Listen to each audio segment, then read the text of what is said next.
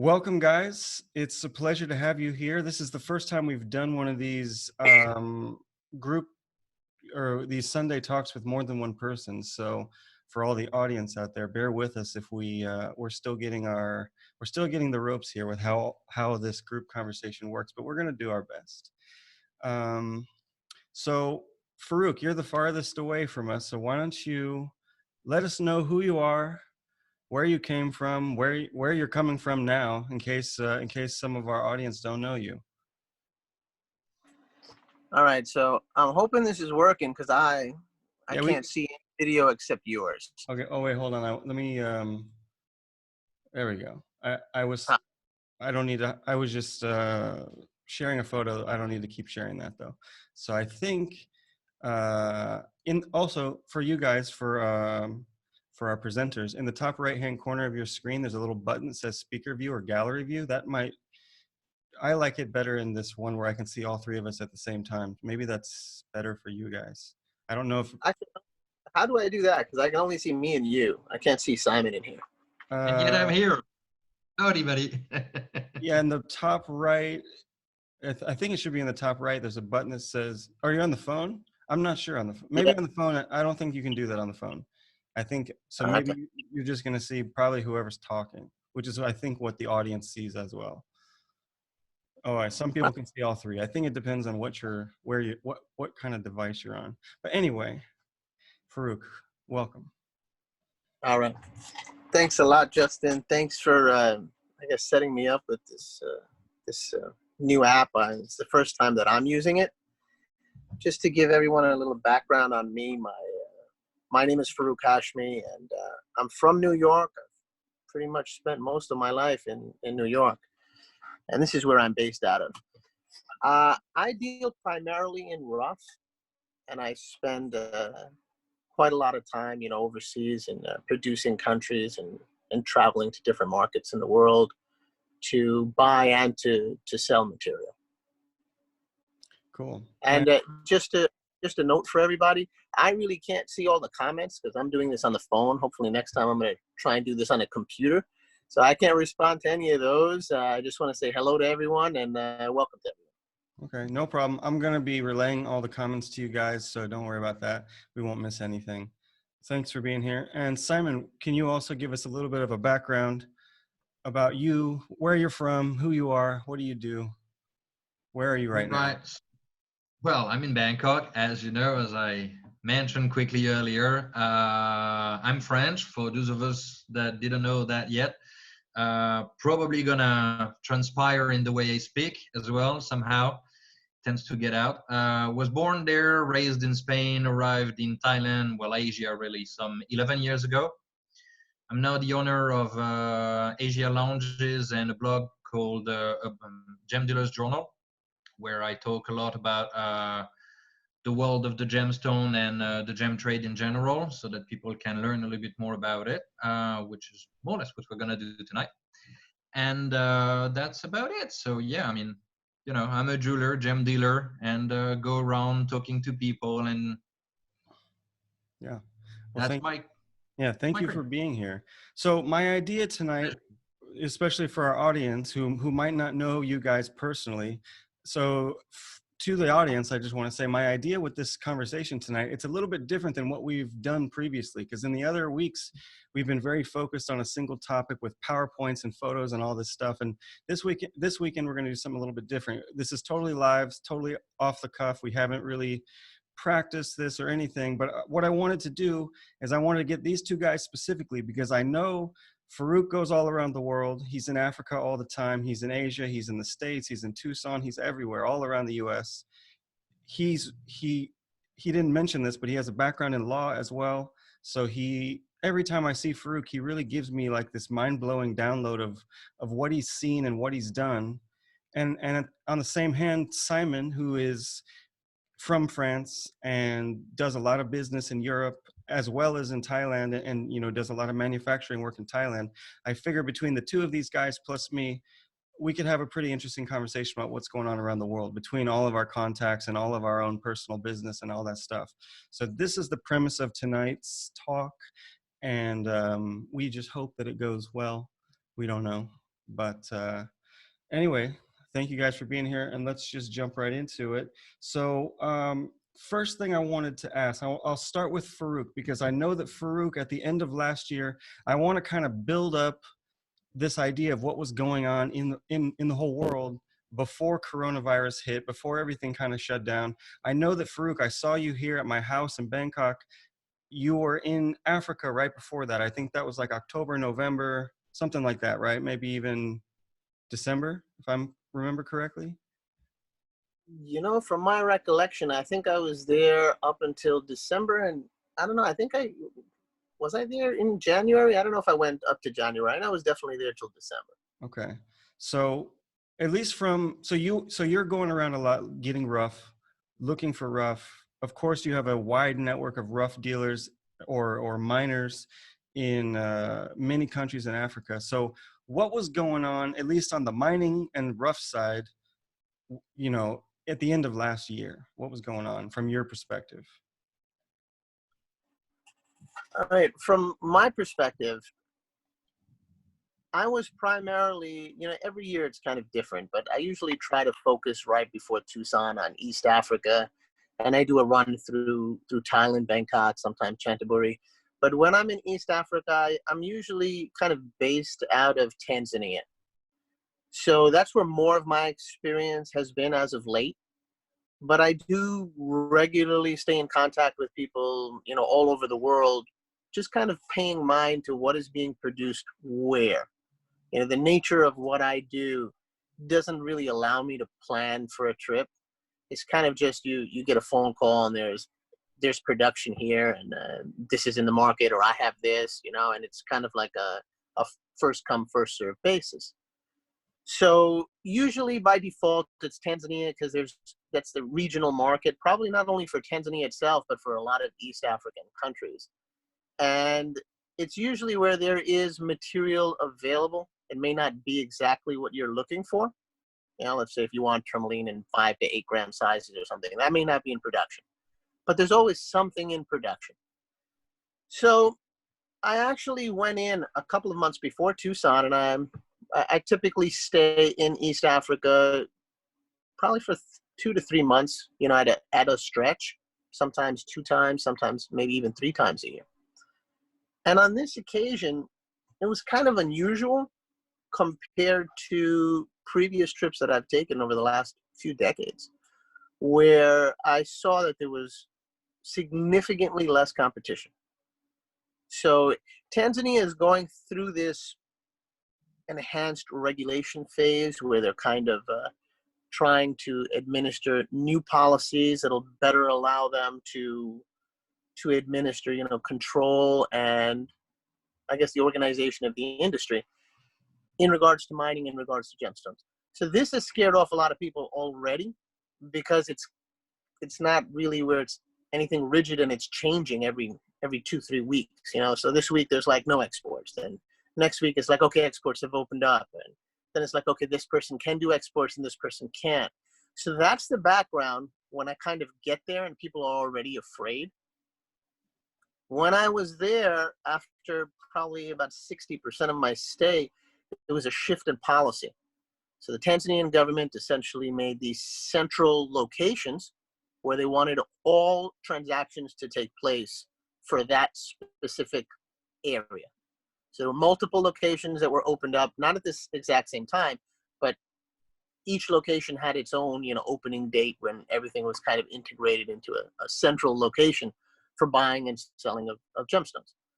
And the way it kind of functioned was, or the idea behind it, all these dealers who are dispersed and scattered throughout, let's say, one of the main cities for buying and selling stones, Arusha, they wanted them all to get offices within this compound and sit there and buy and sell there all day, and they wanted it logged. So they notated everything that they did, and then there would be some kind of meeting with someone from the ministry who would assign taxes or whatever based on what they did at some point. And they were really not prepared for this. There was no actual physical structure that could house these people. or all of these dealers that were inside of Arusha with licenses underneath one roof. And it was so crazy. I mean, I remember there was one guy, he literally got a container and he dropped it in his compound and he made his office out of a container because there was no more room for him to open an office. Okay. And some people had like just little closet spaces. So this So is kind this of was, a frustrating situation for them. This is not like business as usual. This is something strange. it was good and it was bad. It was bad for the big guys who kind of had established, clientele, established, sellers that they worked with, because they had to now open up and buy and sell in this public forum, essentially. And for them, I guess it created greater competition. So you still had some privacy because you had an individual office with like a glass door kind of situation. But what it did was all of these sellers, miners, brokers, whoever it was, now they all started to congregate under one roof or in one compound. And now if this dealer didn't buy what they wanted, it was easy for them to kind of just go door to door to door to door and say, how much you going to offer? How much you going to offer? So in some ways, it was great for the brokers and the intermediaries. But in our industry, a lot of what we do is kind of in secrecy, in the shadows. So this sense of openness, I don't really think it's something that's going to be easy to incorporate into our industry. It's just you don't want to share your networks, your suppliers, your sources, and the people that you sell to, which would all have to come under one roof. Yeah. So that already kind of laid the foundation of, I guess, scaring some of the regular buyers who come in off, and some of the master dealers who started to slow down with acquisitions.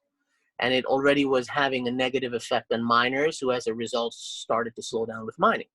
Okay. So when I went there, I was dealing with this backdrop probably sometime in the middle. Thank God I had already, gone through a significant chunk of my acquisitions because the laws changed. And now I would have to purchase in this building in complete, transparency, with everyone just kind of looking at me.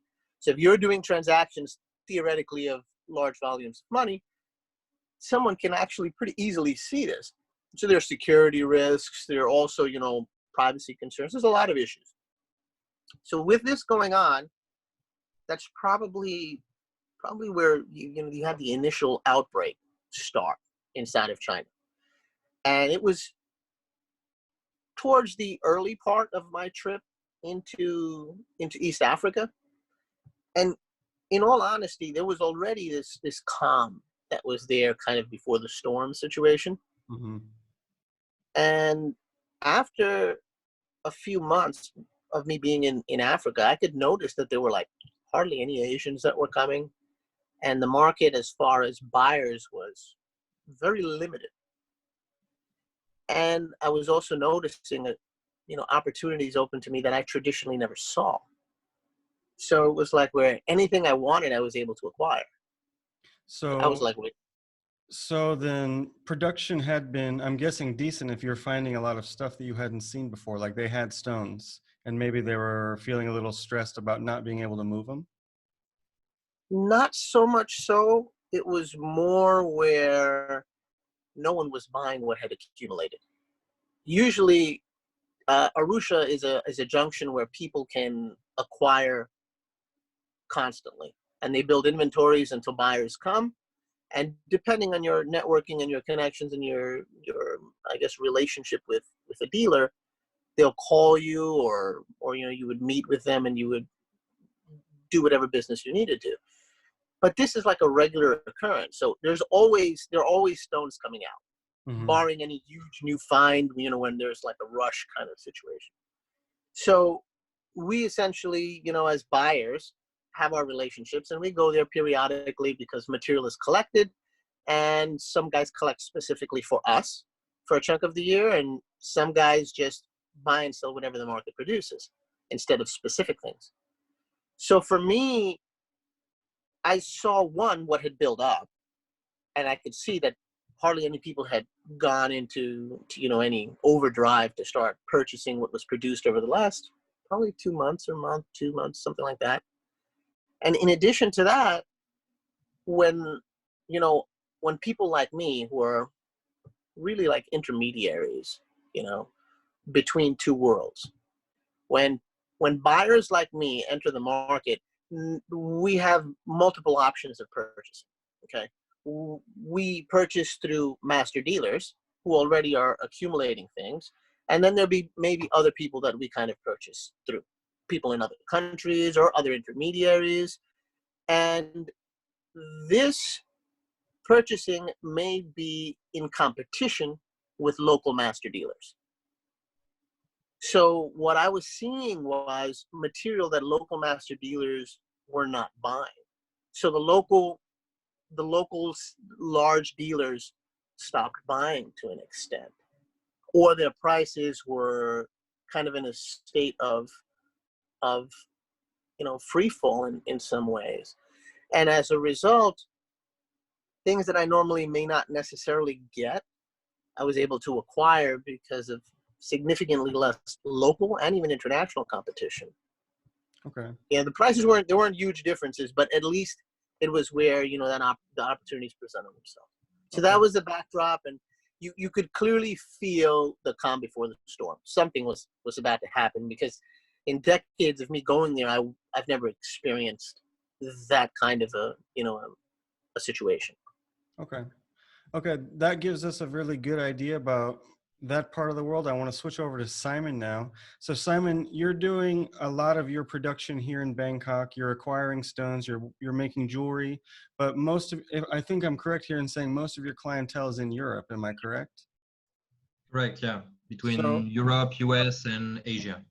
so just speaking about towards the end of last year, you know, the last couple of months of 2019, what was the mood like for you here in Bangkok as a producer, as well as, you know, with your customer base in France and the rest of Europe? What kind of a feeling or a trend were we in at that time as far as the market, gem market goes, or trade goes? I mean, as far as I have seen, 2018, 2019 was on a downside, progressive downside, until basically September 2019, where at least I personally have seen an uptake in the ordering and the purchasing from the clientele, whether in Europe, US, or Asia in general. And that was interesting because there was also a transformation, sorry, of the ordering, whereas people were not so much buying necessarily small, inverted commas, inexpensive items, but were like looking into something more investment grade type material. And albeit the fact that those were traditionally material that were not necessarily requested, such as like relatively big size pinels, at least not to me, stuff that normally people would go more to investment type people or to brands. By brands, I mean established brands.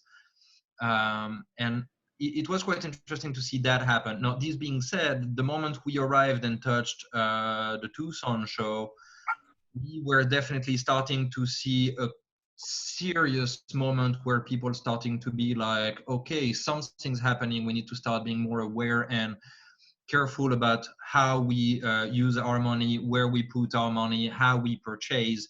So there was a change that was starting, and definitely a storm that was brewing. So I guess that puts us where we are now, which is in a moment where people are really in the expectative and don't really know what to do with their money, whether or not they can continue to purchase, whether they should go ahead and purchase bigger, whether they can purchase online at all for bigger item and investment class type items or whatever, or if they need to wait and, you know, try to see whether they can hold for as long as they can with that for now. Yeah. So, okay, I don't want to get too far into the present yet, because I'm still want to kind of establish this idea of what was going on right before Tucson. So just to kind of summarize that from your own business perspective, it seemed like what was kind of a lull in business seemed like it was picking up a bit before any announcement about COVID-19 happened. Possibly. Correct. I mean, just from That, your point of view, of course. Yeah, no, I mean, basically, when people were still talking about just like the possibility of a financial crisis looming and coming up, eventually things starting to pick up in terms of order again around September 2019 or something along the line, after a year and a half of relatively bad result, at least as far as I'm concerned. I think I'm not the only one in this situation. I think a lot of people in the trade were taking a little bit of flack on this one. But so eventually, starting September, at least for me again, things started to pick up until January, February, early March. Okay. Now let's see how that goes. Yeah. And so by the time, so all three of us were in Tucson. We saw each other in Tucson. I know everybody maybe has a different opinion about what was happening at that moment. I know for me, I had just come, well, I know you and me had just come from Bangkok. I hadn't really heard anything about COVID-19 as far as I can remember. Like when I was in Tucson, it didn't feel like, in America at least, something big had happened yet. You know, I think we heard a little bit about it in Bangkok before we left. But I mean, I remember flying to Chicago and then to Tucson, and I hadn't even given it a second thought of if there was some risk or anything. It just really, I didn't feel anything change or notice anything until after I got back, which was mid-February, back to Bangkok. And then it felt like everything just sort of fell apart. Um, so let's just talk about Tucson real quick, because of course Tucson is like the biggest show of the year. Most, probably all three of us were there. Maybe most of the people that are watching this were there. Did you guys feel anything personally, you know, in terms of decline in sales, decline in footfall, or even, you know, were people talking about that to you guys when you were there? Or was it a normal Tucson for you guys? Oh, I know it's Simon, this was your first Tucson, but Farooq and me, this was not our first Tucson at all. So maybe this is more towards Farooq. Did you see Tucson being different this year, as in terms of connection with COVID-19, or it was still before that? All right, so I am just going to kind of connect what happened at the end, kind of for me when I was going through, our last trip overseas to Africa, and as I got to the States and kind of, I guess, feed up into what essentially took place for me in Tucson. Well, so I was able to acquire a lot more than I ever have. So I actually took on considerable risk by jumping into opportunities that presented themselves that I may normally not have had. And I spent, considerably more on acquisitions for Tucson than I typically would. So from Tucson, from Tanzania, I essentially, work my way back to Thailand, and then from Thailand, I usually stay there for a little bit, and then I come to the States. So I didn't really do a whole lot inside of Thailand, but I kind of had jitters and butterflies in my stomach pre-Tucson, kind of because of how easy everything was on that last trip. Mm-hmm. Like I said, I've never really experienced every single thing going perfectly. The only hiccup was essentially the new regulations that were kind of being incorporated into policy. And I didn't really know what exactly it was that caused this calm before the storm. Was it these regulations or what it was? I just didn't feel like everything was flowing the way that it used to. So when I got into the States, since I was inventory heavy at that point, I kind of wanted to hedge. And typically what I do is from New York, when I come back in from Africa, I go through processing everything I have. And then I eventually, just drive across country to Tucson, meeting with clients along the way. And on this occasion, as soon as I landed, I just spent literally 7 days, 15 hours a day processing material that we had acquired. And then I did something I've never done before. I took a separate trip outside of the trip for Tucson prior to starting the journey to Tucson. So I took a trip going from New York south pretty much up to North Carolina. So I went in through Pennsylvania, and I stopped by Virginia, and then pretty much a couple of other spots here and there. And then eventually I went up to North Carolina. This is a And we selling were trip. doing, these were selling trips. This was a selling trip, yes. So I was selling all the way there and going up. Sales were great. You know, they were more than last year. Now, some of that has to do with better inventory because of the availability of stuff. And some of it also has to do with being there before Tucson, you know, because you're actually meeting with clients before they've had an opportunity to, you know, I guess, you know, blow their budget for what they've set aside for Tucson. And the trip that I took was a couple of days. I went with my cousin Amir. He had come in from Canada. We drove down and we drove back, and it was a very successful trip. So from the business standpoint, it was great. Like, the numbers I did, I was like, wow. I said, if Tucson is anything remotely close to this, it's going to be off the charts. But I also understood, based on this sense of quiet, that not everything was perfect. There was something that was going on. I couldn't pinpoint. So from there, I went back to New York, and then from New York, I headed west this time. And I went like through Ohio, I went through Colorado, and some other, you know, significant spots where there are clusters of people in the industry that are significant. And sales for me through the whole trip were great. You know, I was extremely pleased with how everything was going. So now we get into Tucson. We got into Tucson a bit early, and man, it was dead as far as traffic went. So there was almost, it was like a ghost town relative to what it's been for years. I don't think I've ever experienced that quiet at Tucson as far as foot traffic has gone. You're talking about for the whole month or just at the beginning? I think it got worse towards the end. It actually, I've never experienced anything like the end kind of a thing. It just completely was dead. You know, all you saw were exhibitors kind of walking around. And I took advantage of, you know, understanding that something was happening, but not knowing what. I took advantage of the time that I had to sell whatever I could as quickly as I could. So within 6, 7, 8 days into Tucson, if the rest of Tucson didn't even happen, it would have been where I was content. You know, I wasn't thrilled, but at least I would be like, all right, you know, considering the situation, I'm okay.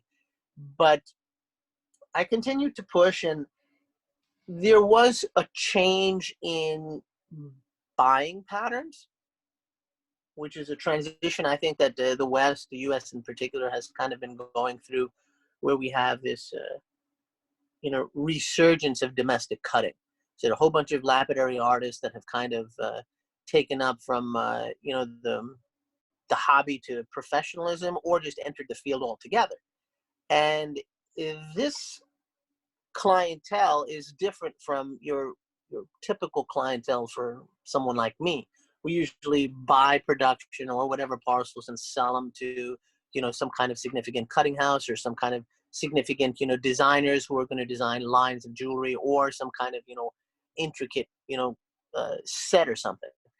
In the current shift has been more towards, yeah, Farooq, let me get one stone, or let me get this small parcel of higher end things because I have this idea, or because a client has requested this.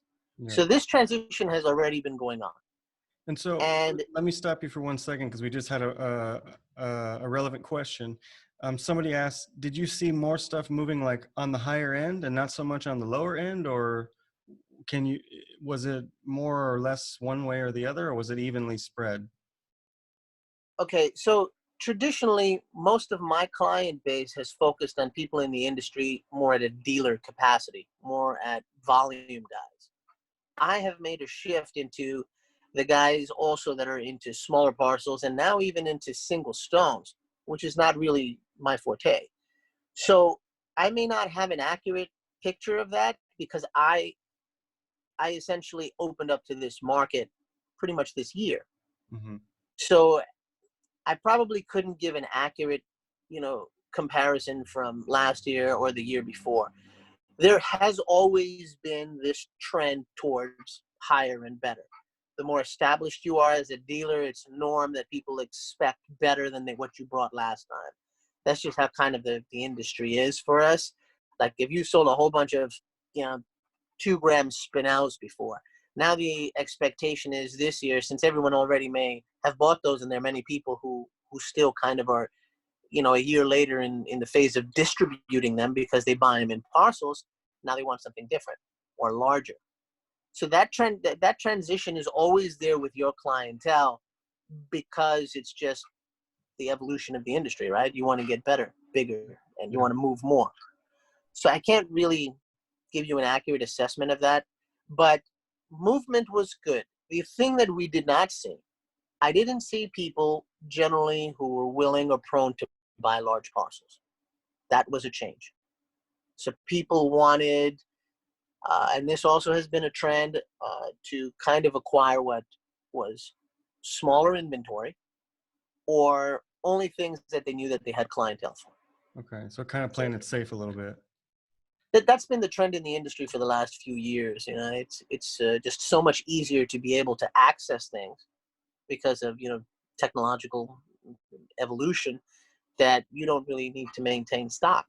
Yeah, a jeweler can just say, "Hey, call someone up and who's their supplier and say, yeah, I have a client, I need a memo." Okay. And so Simon, I know you were in Tucson, not completely on the selling capacity because you were there with Lotus working with them, but I know you did have some stones with you, and I know that you were also meeting a lot of different people while you were there. What was the feeling that you got in Tucson?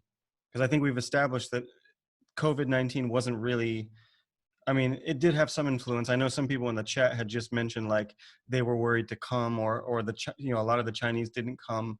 But just in terms of from the American side or being on the American side, what was the feeling you got from the people that you were with and around? Well, I mean, as far as I'm concerned, Tucson was a bit of a discovery, so I can't say that there was much of a change from last year as far as I'm concerned. But aside from that, I mean, just the usual suspect, like people are looking for something that is very special and included, big, yada yada yada, clear color, like flawless type goods. And everybody was complaining that there's nothing in the market available, nothing new coming up, etc., etc. So that seemed to be one of the issues, if not the issue, of the last at least 3 years, I would say. But getting more and more pregnant and pregnant as time goes by. This year was obviously there. As from there as to say that COVID was not present in the show, I wouldn't say that either, because people were talking about that. I think they were more like worried about like it's kind of a big ass flu. Sorry, pardon the French. Big flu or something along the line that was coming up. So you had like and sanitizer on every table and whatnot, and people were like kind of avoiding to touch each other, but not really. There was like kind of a weird vibe on that particular point, as far as I'm concerned, from a show that was the first. Maybe that's the American crowd, I don't know, but I mean, as far as I'm concerned, that's not something that I'm used to. So that might have been something that was a bit weird, and definitely the rows were empty. I keep on hearing that, I have kept on hearing rather, that Tucson was supposed to be like the grand mess of the jam trade, and that it's filled with people, it's jam-packed everywhere, there's not a single row without people and whatnot, and I felt that it was relatively empty. As far as I'm concerned, it was kind of bizarre because I still think that after seeing both shows, Hong Kong remains, as far as I'm concerned, a far more dominant show from the gem and jewelry aspect, pure gem and jewelry aspect, than Tucson is, for what I've seen. That being said, the variety of stuff that you can find in Tucson is definitely bigger. Yeah. As in, if you want a Triceratops, you'll find it.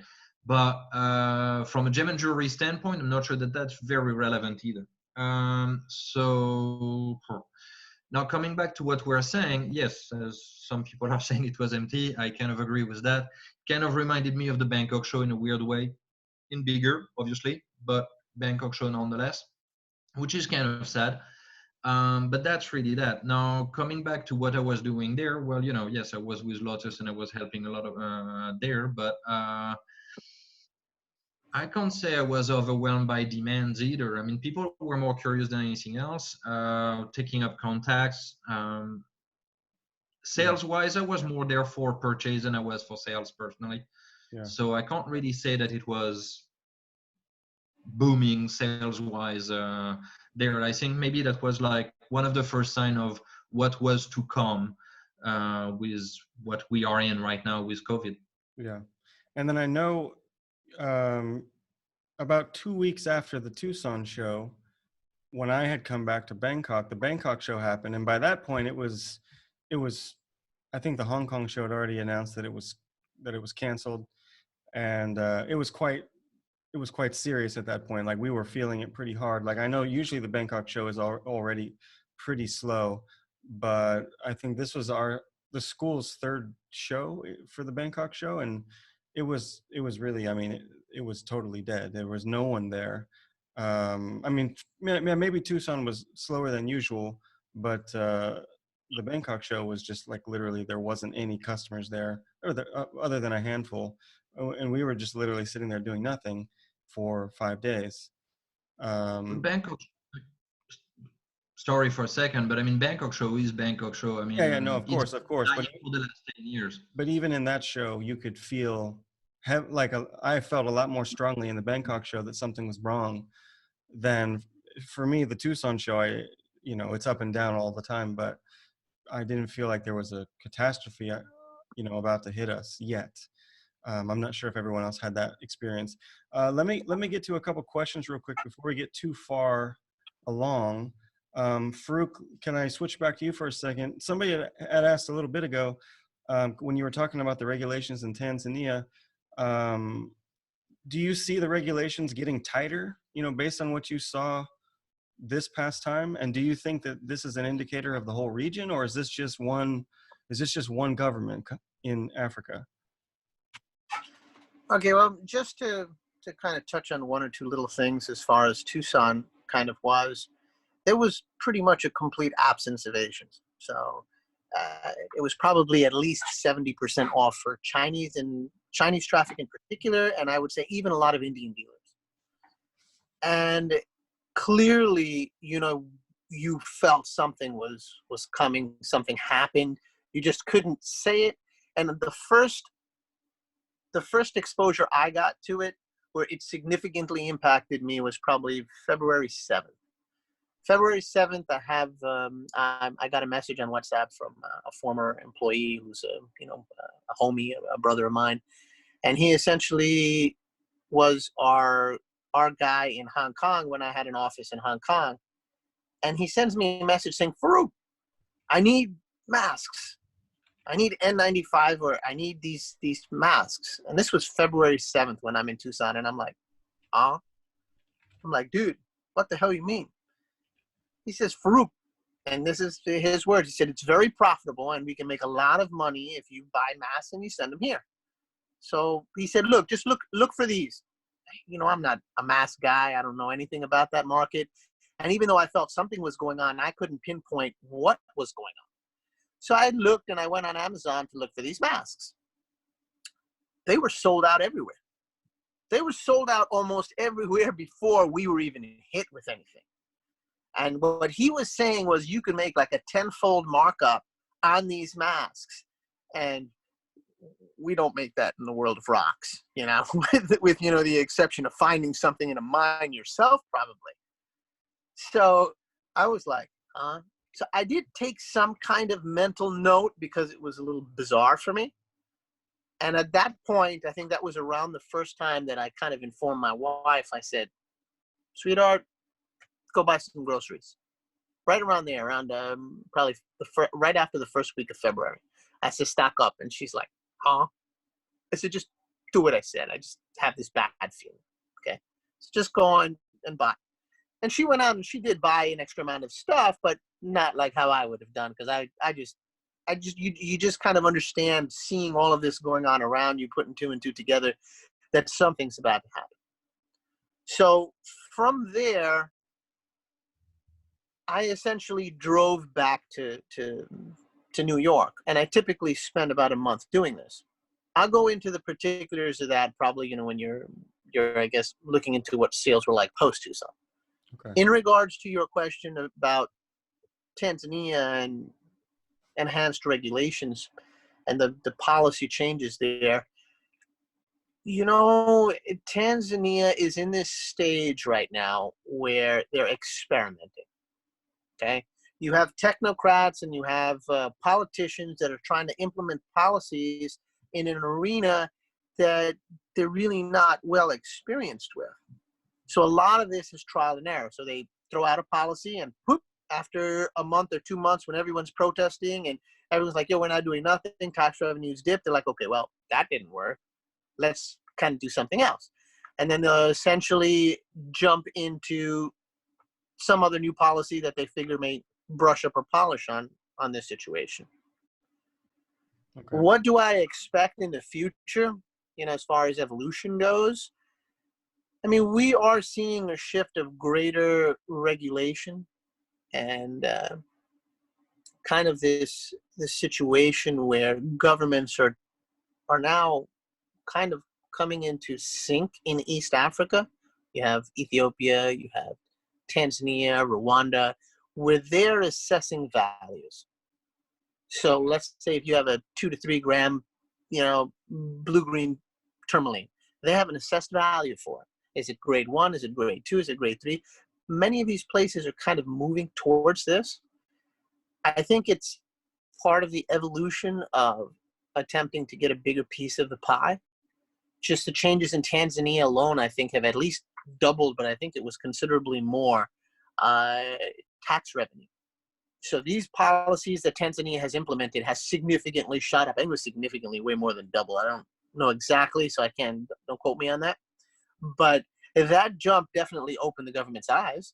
The government said, wait a minute, there's been a lot of devaluation going on, or something's been going on, or they've been incorrectly assessing increased values, which kind of are going to hurt people in the industry later on.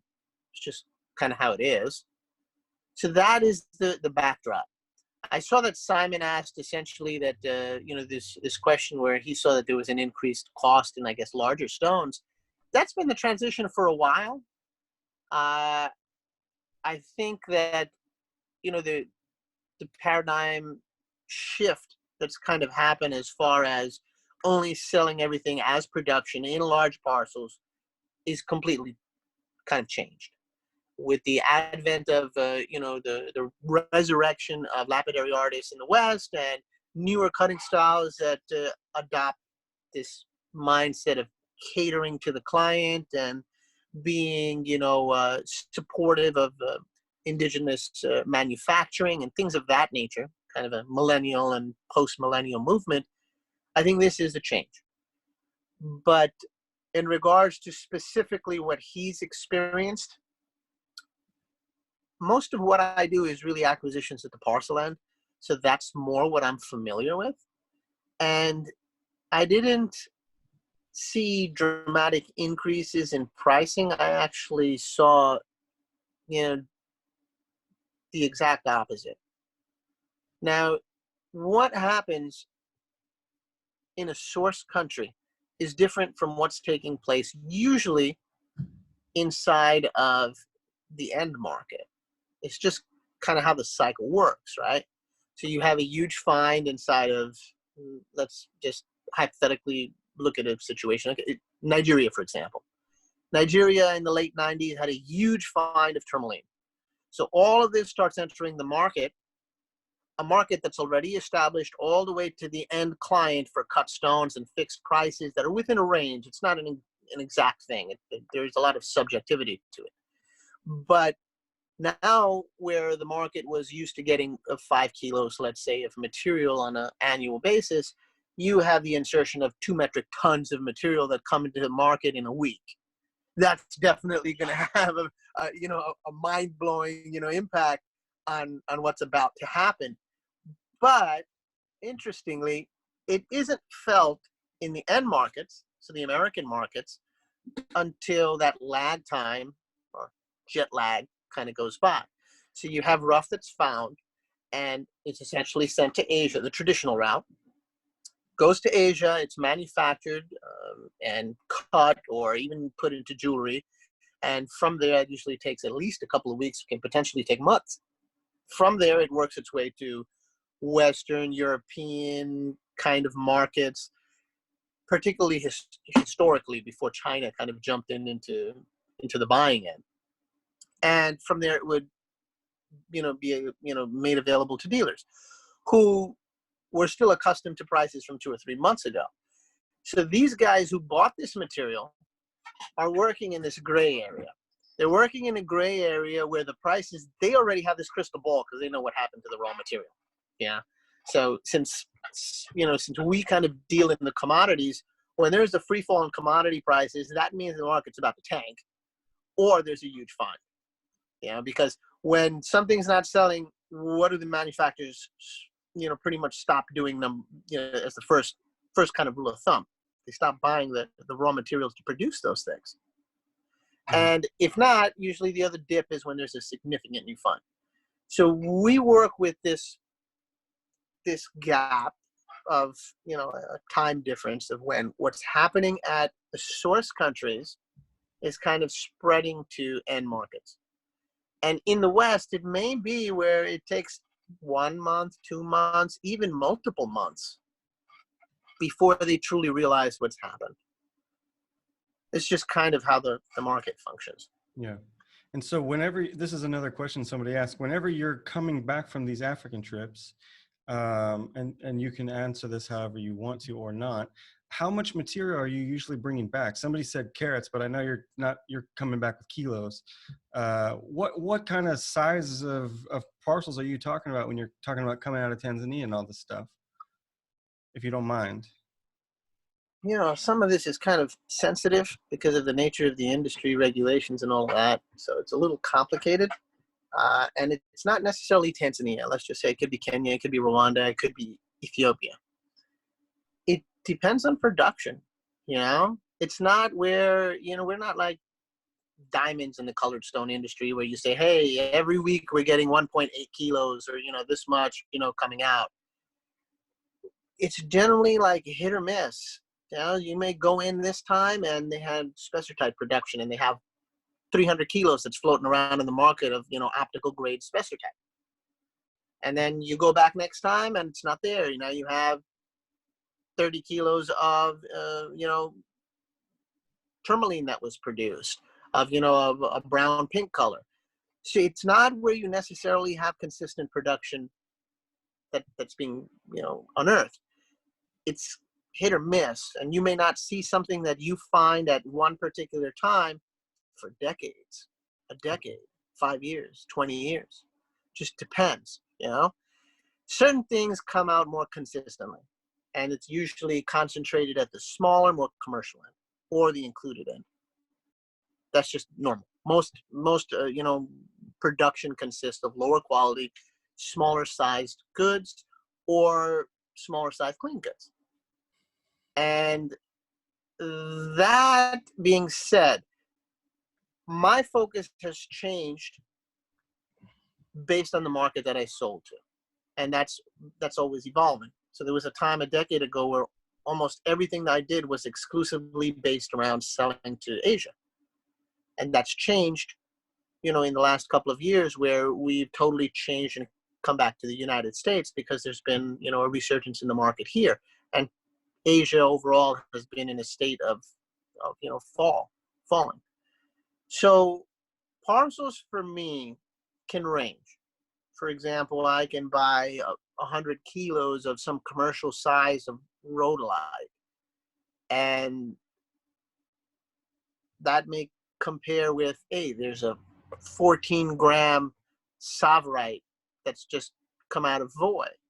You can't necessarily get like 50 14-gram pieces of savarite that are optical. That just doesn't happen, generally. Yeah. So it really is where we are privy to production. Okay. And based on what that production is, that's kind of based on our acquisitions.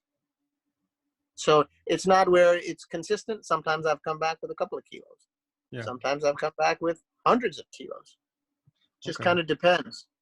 You could literally get containers if you wanted to, but is that something that I deal in?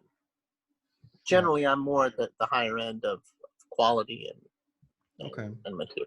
So Simon, coming back to our timeline, we were all in Tucson. You and I were both in the Bangkok show that was about 2 weeks later. We had started to feel something by then. Now, I don't really want to go through the day-by-day transformation that's been happening in the whole world, because obviously we've all been watching this on social media and everything. But just to speak about to both of you guys, in terms of your business and the businesses that are around you and that you see, how did it start in, as far as affecting businesses go? What was going on in the trade, like let's say the week after the Bangkok show, for you, Simon, if anything specific? Nothing specific, really. I mean, the usual after a Bangkok show, like you wrap up whatever order you had or try to, you go through tail of orders. But I mean, there was nothing yet particularly drastic. You started to really feel the coming of what was now a certainty, which is the COVID and the isolation and whatnot. People were starting to be particularly aware of the problem and what was going to happen. So you could start seeing where people like were discussing even weeks before about placing orders and whatnot, how all of a sudden they would somewhat put things on hold and start to be a little bit more conservative and maybe be like, you know what, let's talk about this again in, say, a month or two, or push it back to mid-year. So there's a lot of orders that I was supposed to wrap up like by the end of February, March, that were basically postponed to June. So that was something that I suspect is not private to only my company. I think that's something that a hell of a lot of people have seen, and I have heard other people, like including people like providers of mine or clients, that have had like very similar problems, whereas some of their orders or companies, including big boys, that have basically passed orders in January and that have basically passed um, orders ever since to say, okay, now we stop until at the very least December 2020, if not mid 2021. So we have something happening, and something that is really scary industry wide, whereas we start seeing stuff like patterns where the ordering is halted because nobody really knows where the world is heading and whether or not people are going to continue buying, whether or not they're going to even so much as being able to go to the store to buy. Um, Yeah. I mean, people like Cartier and all these guys can produce whatever they want, and they have like enough resources to continue purchasing and producing if they so need. However, what's the point for them doing so if nobody comes to their shop now to purchase? And right now, that's the real dilemma: is everybody stuck at home, nobody can move, and while a hell of a lot of people are saying that it's only a bogus pandemic and it's nothing real, you can really start wondering, considering the state of affairs. I would be very surprised if by the end of 2020, the gem trade in general has not lost a good 50% of its assets.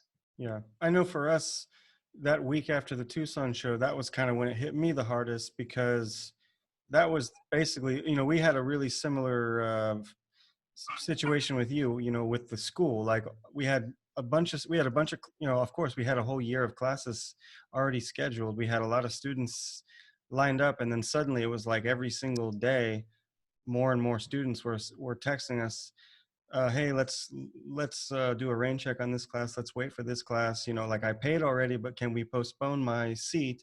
And then, within like 5 days, it was like, okay, we're having a board meeting. We're gonna, we got to close the school temporarily, and like basically no one can come. This was before even any borders stopped or started being closed, but we were already starting to feel the fear from our customers that, like, it's just uncertainty. And also, us being in Bangkok and any of our customers that are coming from the West, whether that be America, Europe, or whatever, it's like you're hearing a lot of weird stuff on the news about China. China is not so far from us, and it just felt like from our customers' point of view, coming to Bangkok, which is kind of a little bit of a different experience for our customers than yours, because yours don't usually have to come here, but ours have to come to Bangkok. And so that was suddenly just like, okay, cancel that, cancel that. So that was when I felt it, because it was like, wow, okay, the school, this is like my baby for the last 2 years. Everything was looking really, really good for us. All of our numbers were like skyrocketing in the last part of last year. We were set for an amazing 2020, and then within 5 or 10 days after the Bangkok show, it was like, okay, stay home, like all classes are postponed until further notice. And I think for a lot of us, because the school is still like a baby company, this is a new thing that we're still trying to get off the ground. And I know for you guys, you both have been in business for a lot longer than IGT has, but I think for a lot of the smaller companies, this is the shock is like, you're just not prepared. You don't have a savings account for your company. You don't have a backup plan for when you just don't have any customers, because it's nothing like this has ever happened as far as my experience, in business and in the gym business, at least. Farooq, you're in New York, so you're kind of feeling it maybe on a different time scale than we are here in Bangkok. What was your experience like, as far as, whatever your post-Tucson business? You were just saying that you usually take a month to go back from Tucson to New York. So what was that journey like for you this year? All right. So this year, I got actually delayed in Tucson a bit because of a move that I had to do. So it wasn't also, a typical kind of situation. But I actually left Tucson towards the end of February almost. And at that point, I guess we were already hearing significant rumblings. It was kind of already out there. Hey, this COVID thing is kind of coming around. And you're putting two and two together ever since February 7th, when this former employee of mine brought up the masks. I had constantly kind of been in touch with my wife, telling her periodically to go buy more stuff. And from there, I headed west. So I kind of did this loop around where I would go through Cali, and then I would kind of hop around. I wanted to go up to Oregon, stopping along the way, probably spending anywhere from 8-10 days or so, maybe 12 days to get up to Oregon, and then kind of cut east across to New York. And I had to stop by a couple of guys early on in Southern California. Everything went well. Sales were great. Everything was looking like it was going to be a phenomenal trip, better than any trip that I'd taken in the past. The trips pre-Tucson were better than any trip I'd ever taken in the past. So, from the commerce end, from the business end, they were great. But now I'm in Cali, and this TV and this and that. And I'm just looking at the numbers, and I'm seeing, to me, what looks inevitable, But at the same time, we have our politicians and primarily the leadership in our country who are kind of glossing over, what's happening in Asia, like, it's nothing, don't worry about it. So there's a part of me that kind of, particularly initially, was like, okay, everyone's kind of not really making this look like it's something significant, but we're looking at what's happening in the East, being in the industry, and someone who's had an office in Hong Kong, who's seen post-SARS what the world was like there, seen the world of masks and stuff. It was not something that I ever envisioned we would experience here. Mm-hmm. And it's just not something compatible with American culture. I don't really see a mask, unless it's a fashionable kind of mask, being something that you would see become mainstream out here. So from here, I essentially, from there in Cali, I kind of hopped around, and I got up to a client who has a very significant, or had a very significant Asian connection. His wife was Chinese and he's American, or his wife is from Hong Kong, and I think she was Chinese also. But he had now kind of been in retirement mode, and I stopped by him for a few days because of his health situation. So while that's going on, I'm kind of getting more aware of what's going on, as I had an opportunity to rest and read media reports instead of being on the go kind of the whole time. Mm-hmm. And I'm like, wow. So I was with Mike, and Mike was in the situation where his wife is expecting, and he's like, Farooq, this is kind of looking a little, we got to get home. And he's kind of pushing this, and Mike never pushes to kind of shorten our journey. It's like, yeah, whatever happens kind of happens. We're both like that. We just are moment to moment people, and kind of just depend on, I guess, life to guide us. So from there, I kind of got the feeling that maybe it's time to kind of cut the trip short, or at least I'm having second thoughts. I still am kind of in overdrive. It's just my nature to complete this trip of going up to Portland and then cutting across. And we're already getting into early March, which is like, oh, this is kind of looking ugly now. Mm-hmm. Yeah. And I think you have the first cases now inside of the United States, or right around there, is kind of a little bit after this when that hit. And it was like, okay. So I got up to the outskirts of LA. And from there, from north of Marietta, where I stayed, which is a couple hours away from LA, it was like, man, I set up appointments in LA, and all the way up north to Portland, I kind of just said, I just didn't feel like I needed to go that route, Mm-hmm. which has never, ever happened to me in my life. It's usually where I'm going to complete the trip kind of thing. Yeah. So I just cut the trip short and started to head east.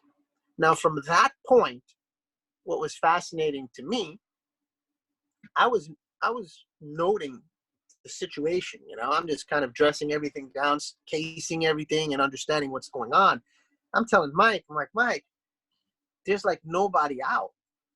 There's no one on the highways driving to New York. It's like it's probably more than 60% off. He's like, nah, Farooq, this is normal. Mike is the eternal optimist. I'm the eternal pessimist. So I'm like, Mike, this ain't normal. He's like, no, this is fine. Man, let's just go home. I just want to go home. So I got him pushing me, and I'm like, I remember there was a point right around when they had the first infection, I think it was, or the first death. I don't remember. It was early March. I think March 8th it was, where I was looking at the numbers, and I'm like, wow. I look at Mike, and I said, Mike, it's going to be in the six figures.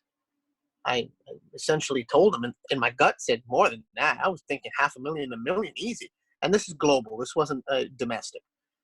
And he's like, I'm like, Mike, I'm telling you, the numbers, you can dispute a lot of things in life, but when you see this trend on the numbers, unless you have something that changes that, some variable like, something that massively changes it. In this particular case, maybe an immunization, or you have something that kills the virus that's discovered that may not be an immunization. It's like, this is inevitable. It's kind of, where I was. And from there, we went into Chicago. We spent, a day or so in Chicago, and we still spent about 4 days or so going from LA to New York. But after Chicago, it got to the point where we're hearing that it's getting a little really rough inside of New York. I'm talking to my wife. I'm like, sweetheart, okay, you got to go buy more. And she's not understanding it, but she's seeing what's happening on the news, and she's like, oh, wait a minute. Like I understood something maybe that she couldn't see. So at this point, business has still been great. As far as everything that I did and every stop that I took, it was better than anything I could quantify previously in previous years. So the customers were still feeling somewhat financially optimistic at that point. They weren't in a panic mode. You got to understand that our leadership was talking it down. Like it was fake news, or it wasn't really happening, and which is still the case with a lot of people here. So it's still something I think that's in the mindset of a lot of people, because they don't have leadership that's pushing them down one path. There's certain leaders who are at this end, and there's certain leaders who are at this end, and you're seeing this pumped in the media all day long. This is fake news. And the other side, hey, you're going to die. And it's like, wow, people naturally want to accept, this is nothing, it's just media kind of hyping it up. But the reality lies somewhere kind of in the middle. Yeah. And you're more likely to end up where you're alive if you just adhere to basic things, So from there, we get into New York, and New York doesn't seem too outlandish, but within a couple of days of getting into New York, they closed down the schools. Within 2 days, they closed down the schools, or give or take. It was in that time period, and I'm looking at my wife. I'm telling my wife, this is going to be a protracted event. And typically for me, I usually, when I get back into New York, focus on administrative stuff that needs to be caught up on from several months of neglect. Tucson kind of is, a high point of the year for us, where we can kind of now spend a month or two off to get caught up with taxes and everything that we need to do with deadlines kind of that come up. And this time around, I've just kind of been focused on some of that, but I've also focused on selling to clients in anticipation of not understanding what's going to happen tomorrow. So you need liquidity to pay the bills and to do things. From that standpoint, I think business has been consistent or better as far as, the numbers from last year, and it's like I said, sometimes the markets are in disconnect. And this is very different from what's going on in Africa right now inside of, much of the world, where everything is at standstill. There is still a standstill here as far as retail commerce, but it hasn't had that same impact in our industry, particularly for rough, because rough is not something like an industrial ore or like cotton or, another commodity that is just massively produced according to whatever quantity you want and is available at all times. So we have this luxury in the world of rough of saying, hey, right now we got Specialtype. And the client's like, man, wow, I haven't seen Specialtype rough that was good in 8 years or 10, 15 years. So now it's like, are you going to take into account what you see happening in the market to the point where you do not purchase anything and possibly risk having to wait 10 to 15 years again to acquire or to have the opportunity to acquire more? Do you buy? Yeah. And that's one of the perks and benefits of rough. Because of the lack of consistency, there can, depending on what you have, be significant demand, even though there isn't much liquidity in the market. Okay. And so Simon, you're on the total opposite end. You're pretty much working with the end good, the jewelry and the gem going into the custom jewelry. What have you seen in terms of, you said already that things were starting to die down, but in terms of like once actually things did go down, and of course, here in Thailand, the border closed and they closed the malls and everything. What's happened with your business? Because I know you do a lot of stuff online as well. You're not necessarily face to face with your customers always. So have you been able to continue business via social media, or is it just stopped for you? Well, as I mentioned earlier, most of the business has been halted and or postponed to June-ish, I suppose. The vast majority of the interaction I've got with the clients and my clientele in general at the moment is mostly about asking questions, getting information about the market situation in the market, availability of goods, whether or not it is the right or wrong moment to purchase new type of items, and whether or not we can start looking into doing some stuff.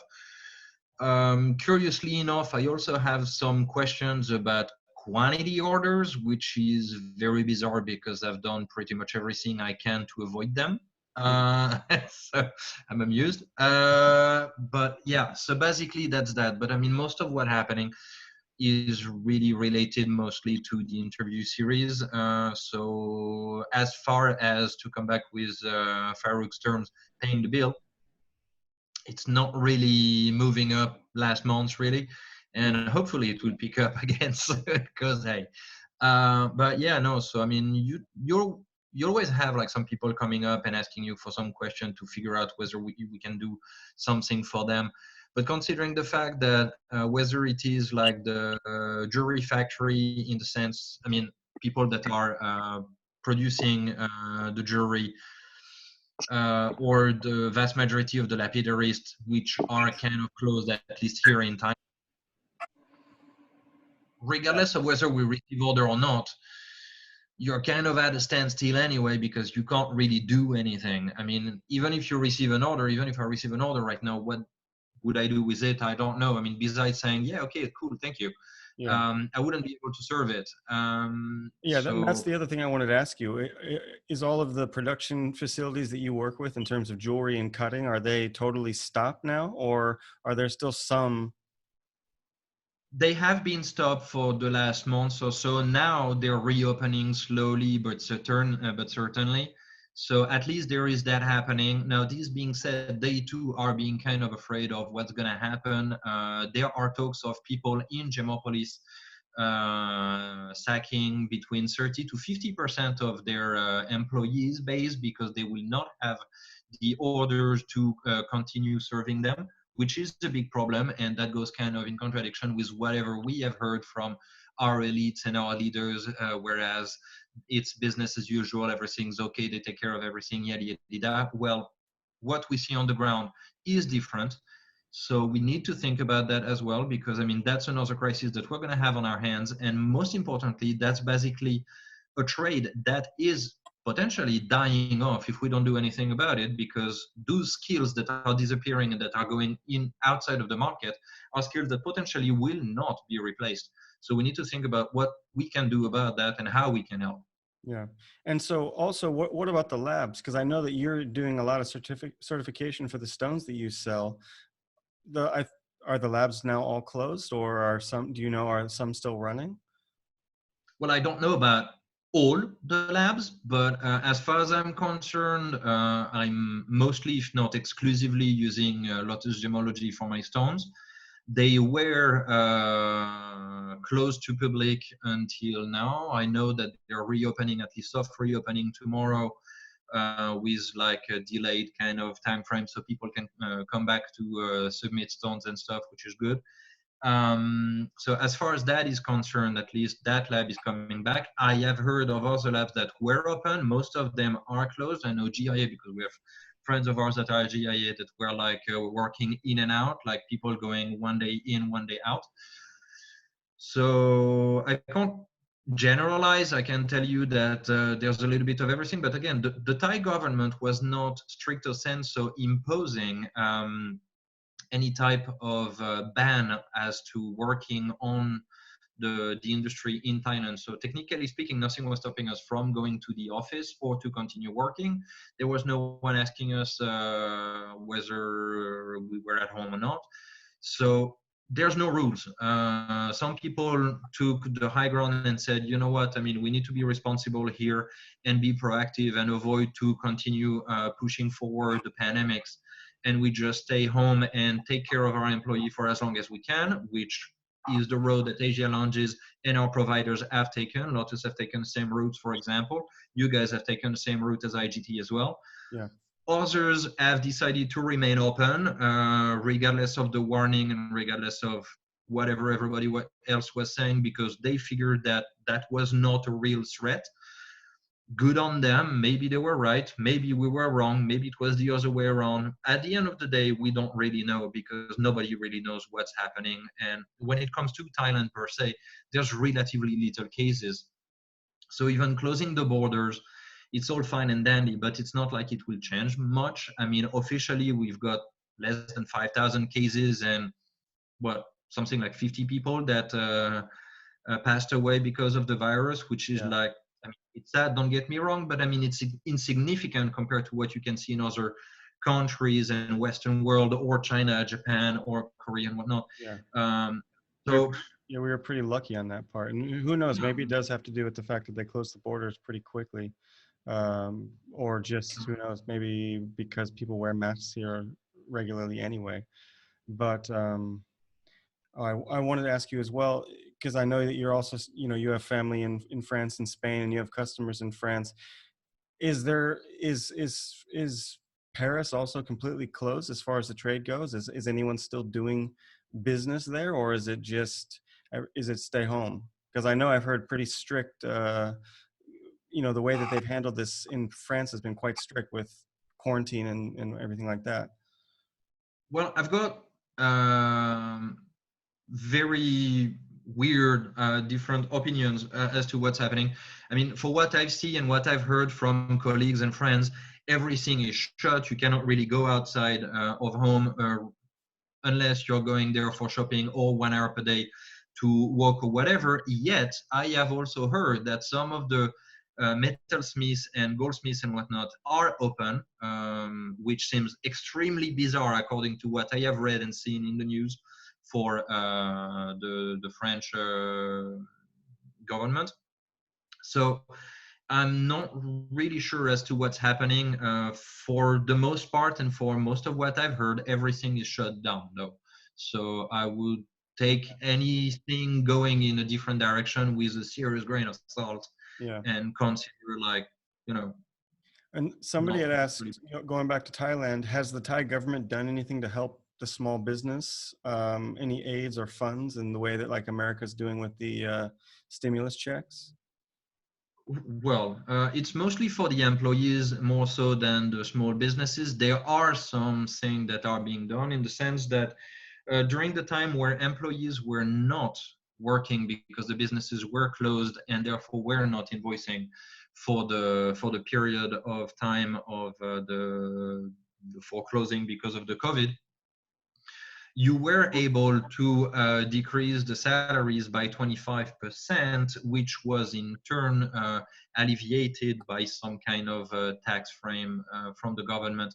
But honestly speaking, I mean, we're talking about something that is very negligent. As far as I'm concerned, I think I've saved something along the line of $10 per employee in terms of taxes, and in terms of salary, earn nothing at all because we just paid them the same thing as usual. So that didn't really change.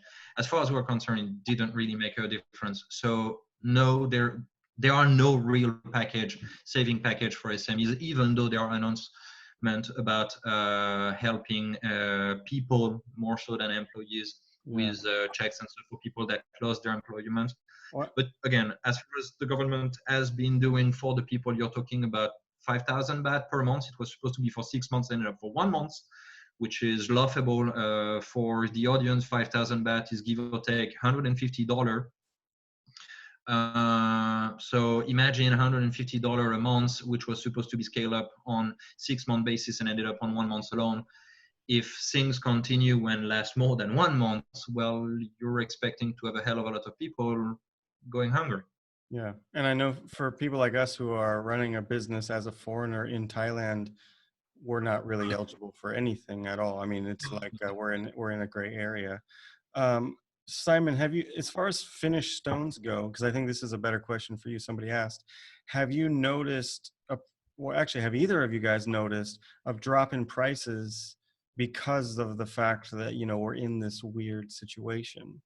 I mean, are you changing the prices of anything, or are people expecting a lower price from you guys because things aren't normal?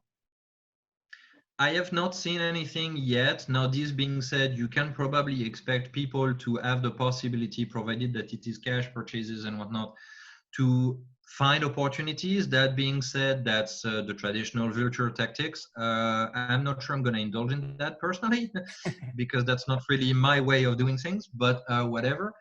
Also, usually when it comes to top gems, you don't really have a decrease of price anyway, because they're just, I mean, that's the nature of the beast. They're just rare.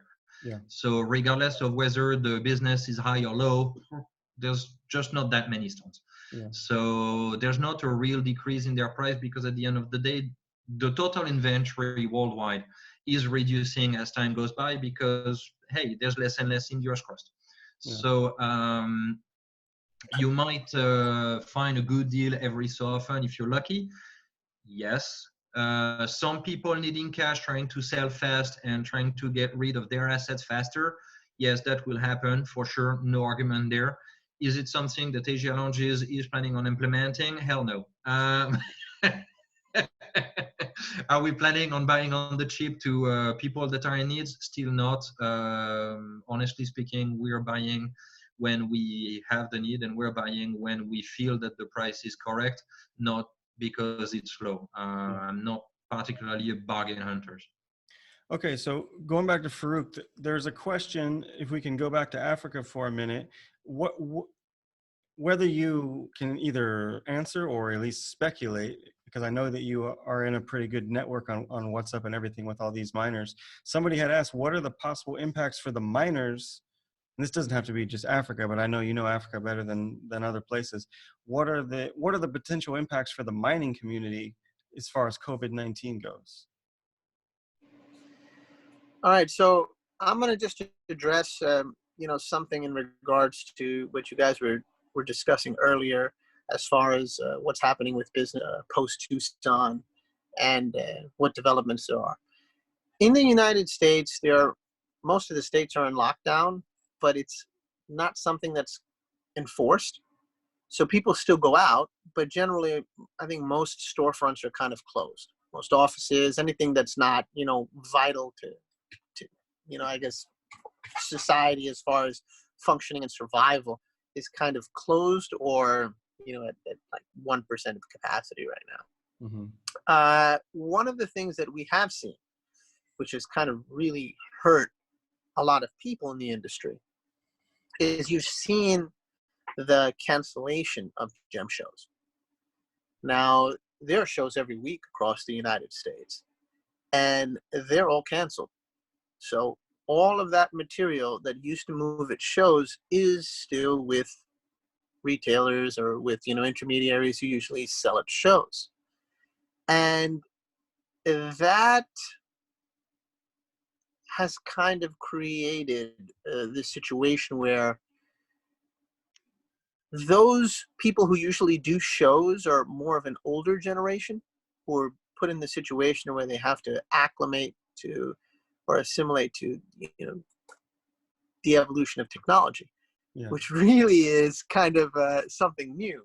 So what we're seeing is a lot of guys who were older, who were never, used to doing things online, or people who were almost exclusively like in-person kind of people, now starting to sell online. And it's kind of cool. So I'm sure we are going to see a blossoming of greater commerce taking place online. In rough is what I'm kind of addressing right now, but this definitely goes to cut stones and to other things as well because of the current situation with COVID. In addition to this kind of plays into what you just asked about miners and the impact with miners, but just in general, the impact of that part of the world, the producing part of the world that essentially provides us with our raw materials. There is something that is very, I guess, unusual going on in the backdrop from what we're acclimated to, what we've kind of been going through for the last few decades. We've been moving towards globalization and greater independence or interdependence.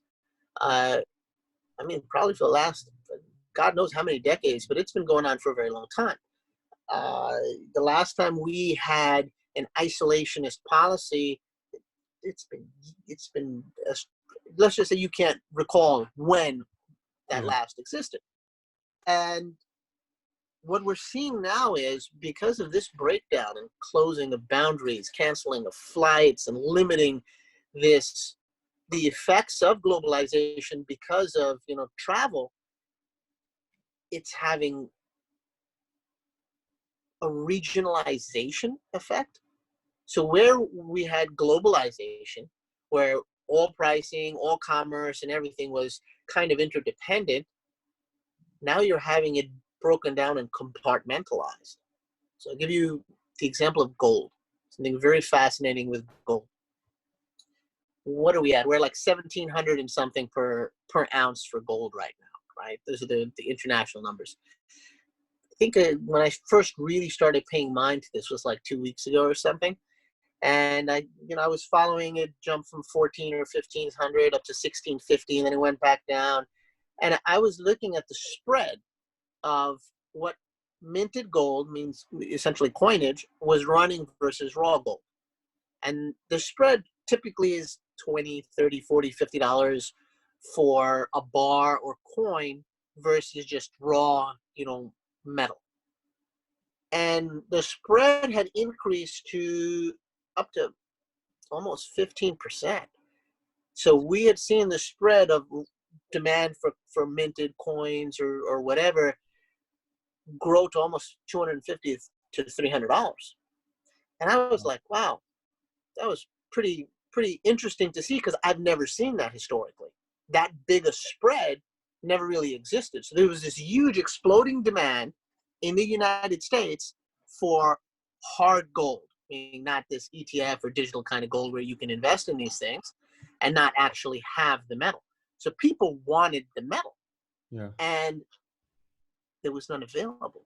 And there's still like almost none available. So that's why this spread was increasing, because it just wasn't there. And it wasn't there because now transportation has broken down, refineries have closed down. So no one's processing the gold, but the gold is still coming out of the ground. That's what's interesting.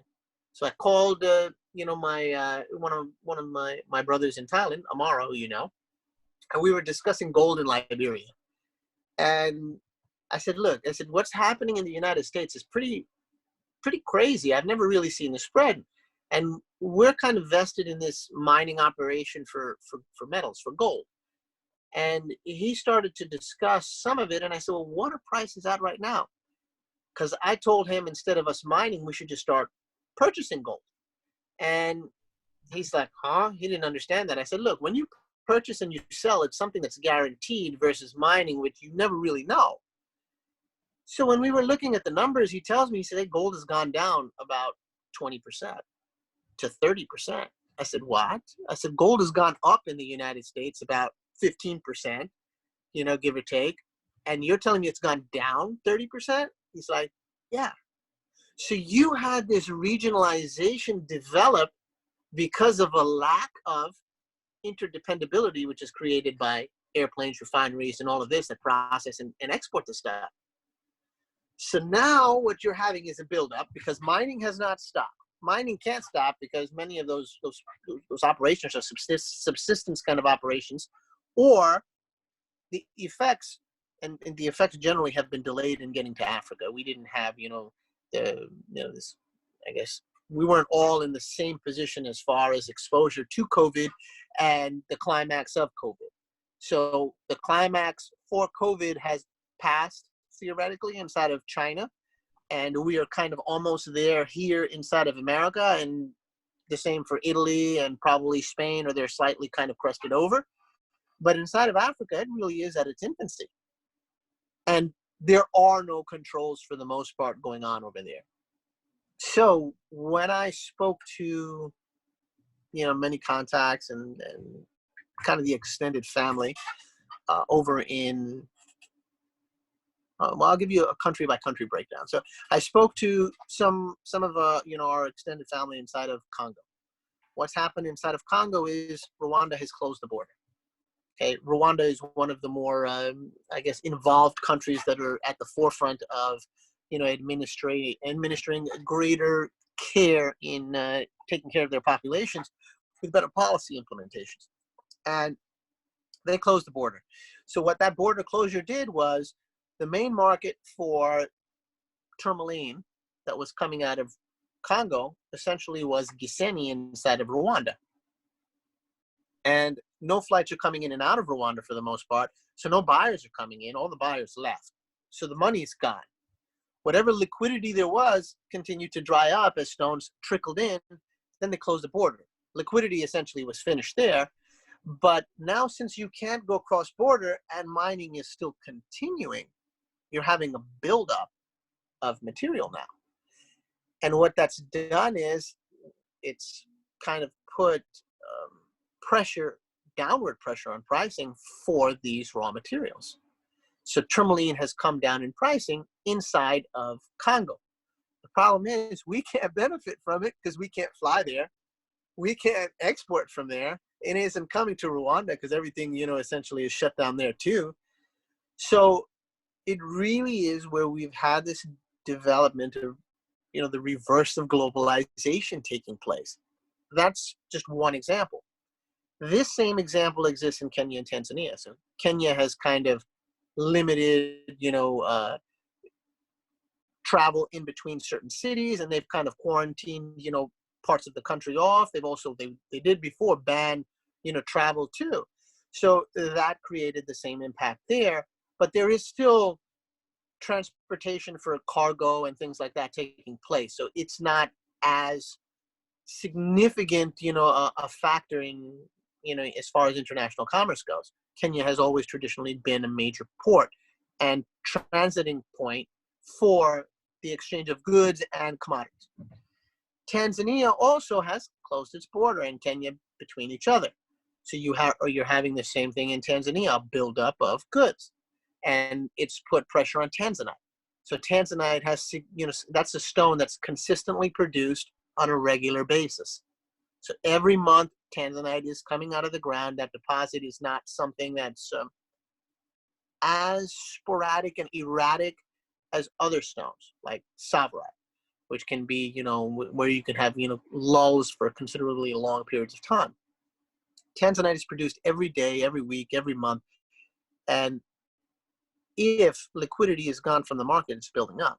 That market is generally run and controlled by Indians. Most of those Indians have left.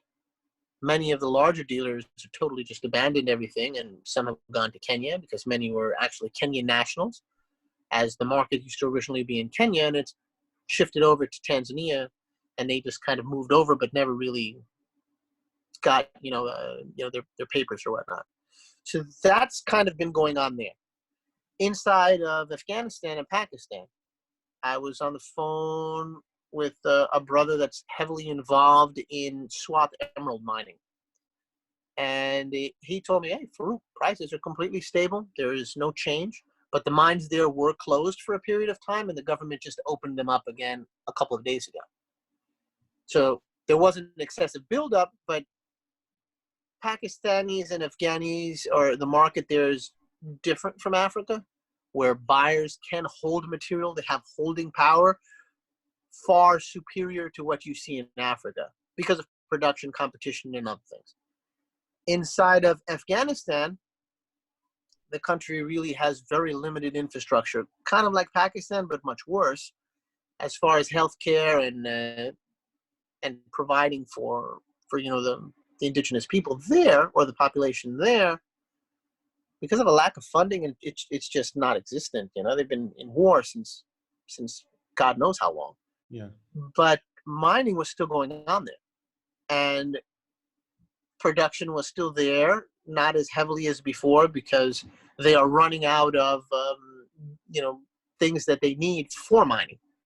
So they're running out of dynamite, they're running out of other things, and as that's happening, it's already been complicated because post 9/11, with everything that's kind of been implemented as far as policies, it's prevented the transfer of explosives and other things which have dual use. They can be used, for illicit activities, and they could also be used for mining. So it's already functioned to increase the price of that particular material, dynamite, in this situation.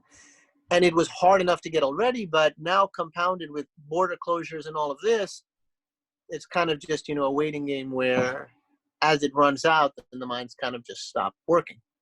So many mines, they are still functioning and they're producing, and the prices are discounted. So we are seeing this discounting on a regionalized level. Yeah. But it has not caught on in the United States and inside of Asia and inside of Western European countries because of a lack of, travel for the most part, and, the infrastructure that allows for transportation of goods, even the closure of ministries and other things like that. Yeah. So it's kind of very interesting. It's not something that, logic would really, kind of convey to you without really seeing and being exposed to it. You don't predict this kind of an event based on, this kind of an outbreak. But COVID really is functioning like a war, like a world war right now. So everyone kind of is closing down, and even where there were alliances, it's like every man for himself right now. Yeah. So it is interesting. We are seeing a dip overseas. Have I materially benefited from that? No. Will I? It depends on your outlook on what's about to happen as far as the industry and the world and COVID. Yeah. So I want to come back to Simon and talk a little bit about, what's the silver lining of the situation right now? Of course, we've spoken about, the mining, the sales are down. But what about like the actual, just to speak about people, what about the community? We've seen so many of these type of webinar events, talks, online classes. Like, how do you see it in terms of, and maybe you're involved with some stuff as well. I don't know what you're doing as far as social media. And I know you've been sharing a lot of your interviews and stuff, and your interviews with some of the different gem trade people. But like, what's the, if we can just look at the beneficial takeaway, outside of the negative side of a pandemic, but what's interesting right now? Well, one of the things that's the most interesting, I suppose, is the fact that there's more and more people using internet in order to browse goods, to learn more stuff, to see more stuff. So I guess it will establish a hell of a lot of connection and a lot of trust, which was one of the elements that was definitely lacking in the e-trade until today. So companies like yours, like mine, like Farooq's probably as well, provided that he sells online, that I don't know. But like all the people that are selling online, it's basically a boon in hiding, which is quite interesting because people are going to get used to buy online as well, if only because of their grocery shopping. People used to be like, oh, no, I will never buy online like fruits or vegetables. Now they do. And how much more trust do you need then to buy stuff that you actually ingest and eat? Yeah. So when it comes to gems and stuff, I think that that's going to create a new sensation, new market really, whereas people are going to be a little bit more tempted to purchase online and to ask questions that they may or may not have been thinking about before, and just ask like, multiplication of certification and points about the gems themselves or the jewelry itself.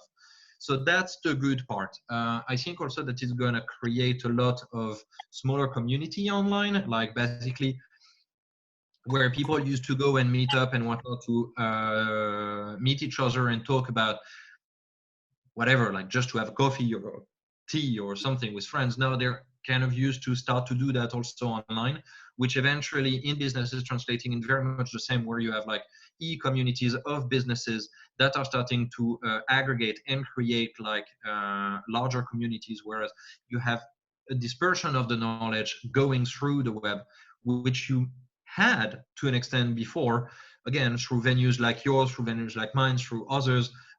Vince, which is watching us as well, has been working in that direction as well. Billy as well, with a lab, for example, with all the articles. So you have a lot of that has been going into that direction, and I think that you will have more and more of that as time goes by. So that is definitely something positive, where internet becomes even more so a powerful tool of communication, marketing, and sales for tomorrow's market, I suppose. Yeah. I know for us here, this last month has probably been one of the best months we've ever had, shockingly, as far as online sales. Like, I mean, partially we've had more time to sit around and take photos and share and everything, but we can definitely feel that there's more people who we imagine are sitting around on their phone all day, and have more time to find us. And, like, surprisingly for us, sales are up, at least for this month. We hope that it continues on because, of course, the rent has to keep getting paid and everything. But yeah, I kind of like the idea, as you said, almost like the more comfortable people get communicating together, even if it's just with their friends, just to check in on, with coffee and whatever, that's definitely going to translate to more people feeling comfortable. Like if their normal community is now in a Skype chat or in a Zoom chat or on Facebook, whatever, then and they're buying groceries online anyway, then that's just one step away to then finding the Asia Lounge's Instagram and being like, oh man, I need, like I haven't bought anything in an entire month because everything's closed, but we know that Feel free to buy more. yeah, and I mean, yeah, like we know that FedEx is still running because we've been sending out stones. So it is quite interesting right now to see that shift that you just spoke of, and it's just like, as Farooq said, something you could never predict, something that you would never think about when you're thinking about a global pandemic. It's a weird side effect. But also the other thing that I'm seeing as well is just all these different kind of interactive ways to stay connected. It's kind of bringing out, in some, at least inside of our trade, you obviously can't speak about the whole world, but I feel like everybody's kind of stepped up their game to stay connected. Rui started doing his webinars, we started doing our webinars. A lot of people, I mean, it seems like everybody's doing a webinar now. It's hard to find an empty day where there's not some kind of a talk going on. And that wasn't really happening before, partially because we could just go see each other. But it's kind of interesting because now we can, for instance, right now, the three of us are talking, and there's a bunch of people that are with us that maybe had never had the chance to meet us in person or speak to us or get to know us personally. And I feel like I've met a lot of people this month through their talks and through their, interactive experiences, with them coming to mine, that suddenly I have a much bigger community than I did before Tucson. So Farooq, what do you think? What do you see as the silver lining of the situation? What's the positive light here from your end? Because obviously you're in New York, and it's, from what it seems like on the news, you're in the middle of maybe the worst place in the world to be right now as far as, metropolis chaos. Well, I mean, from the standpoint of being in New York, I seldom really do much business in New York. Most of what I do in regards to selling rough is actually, dispersed throughout the United States. We aren't like Chantaburi or, some of these other markets like Peshawar and, markets where you have central processing kind of taking place.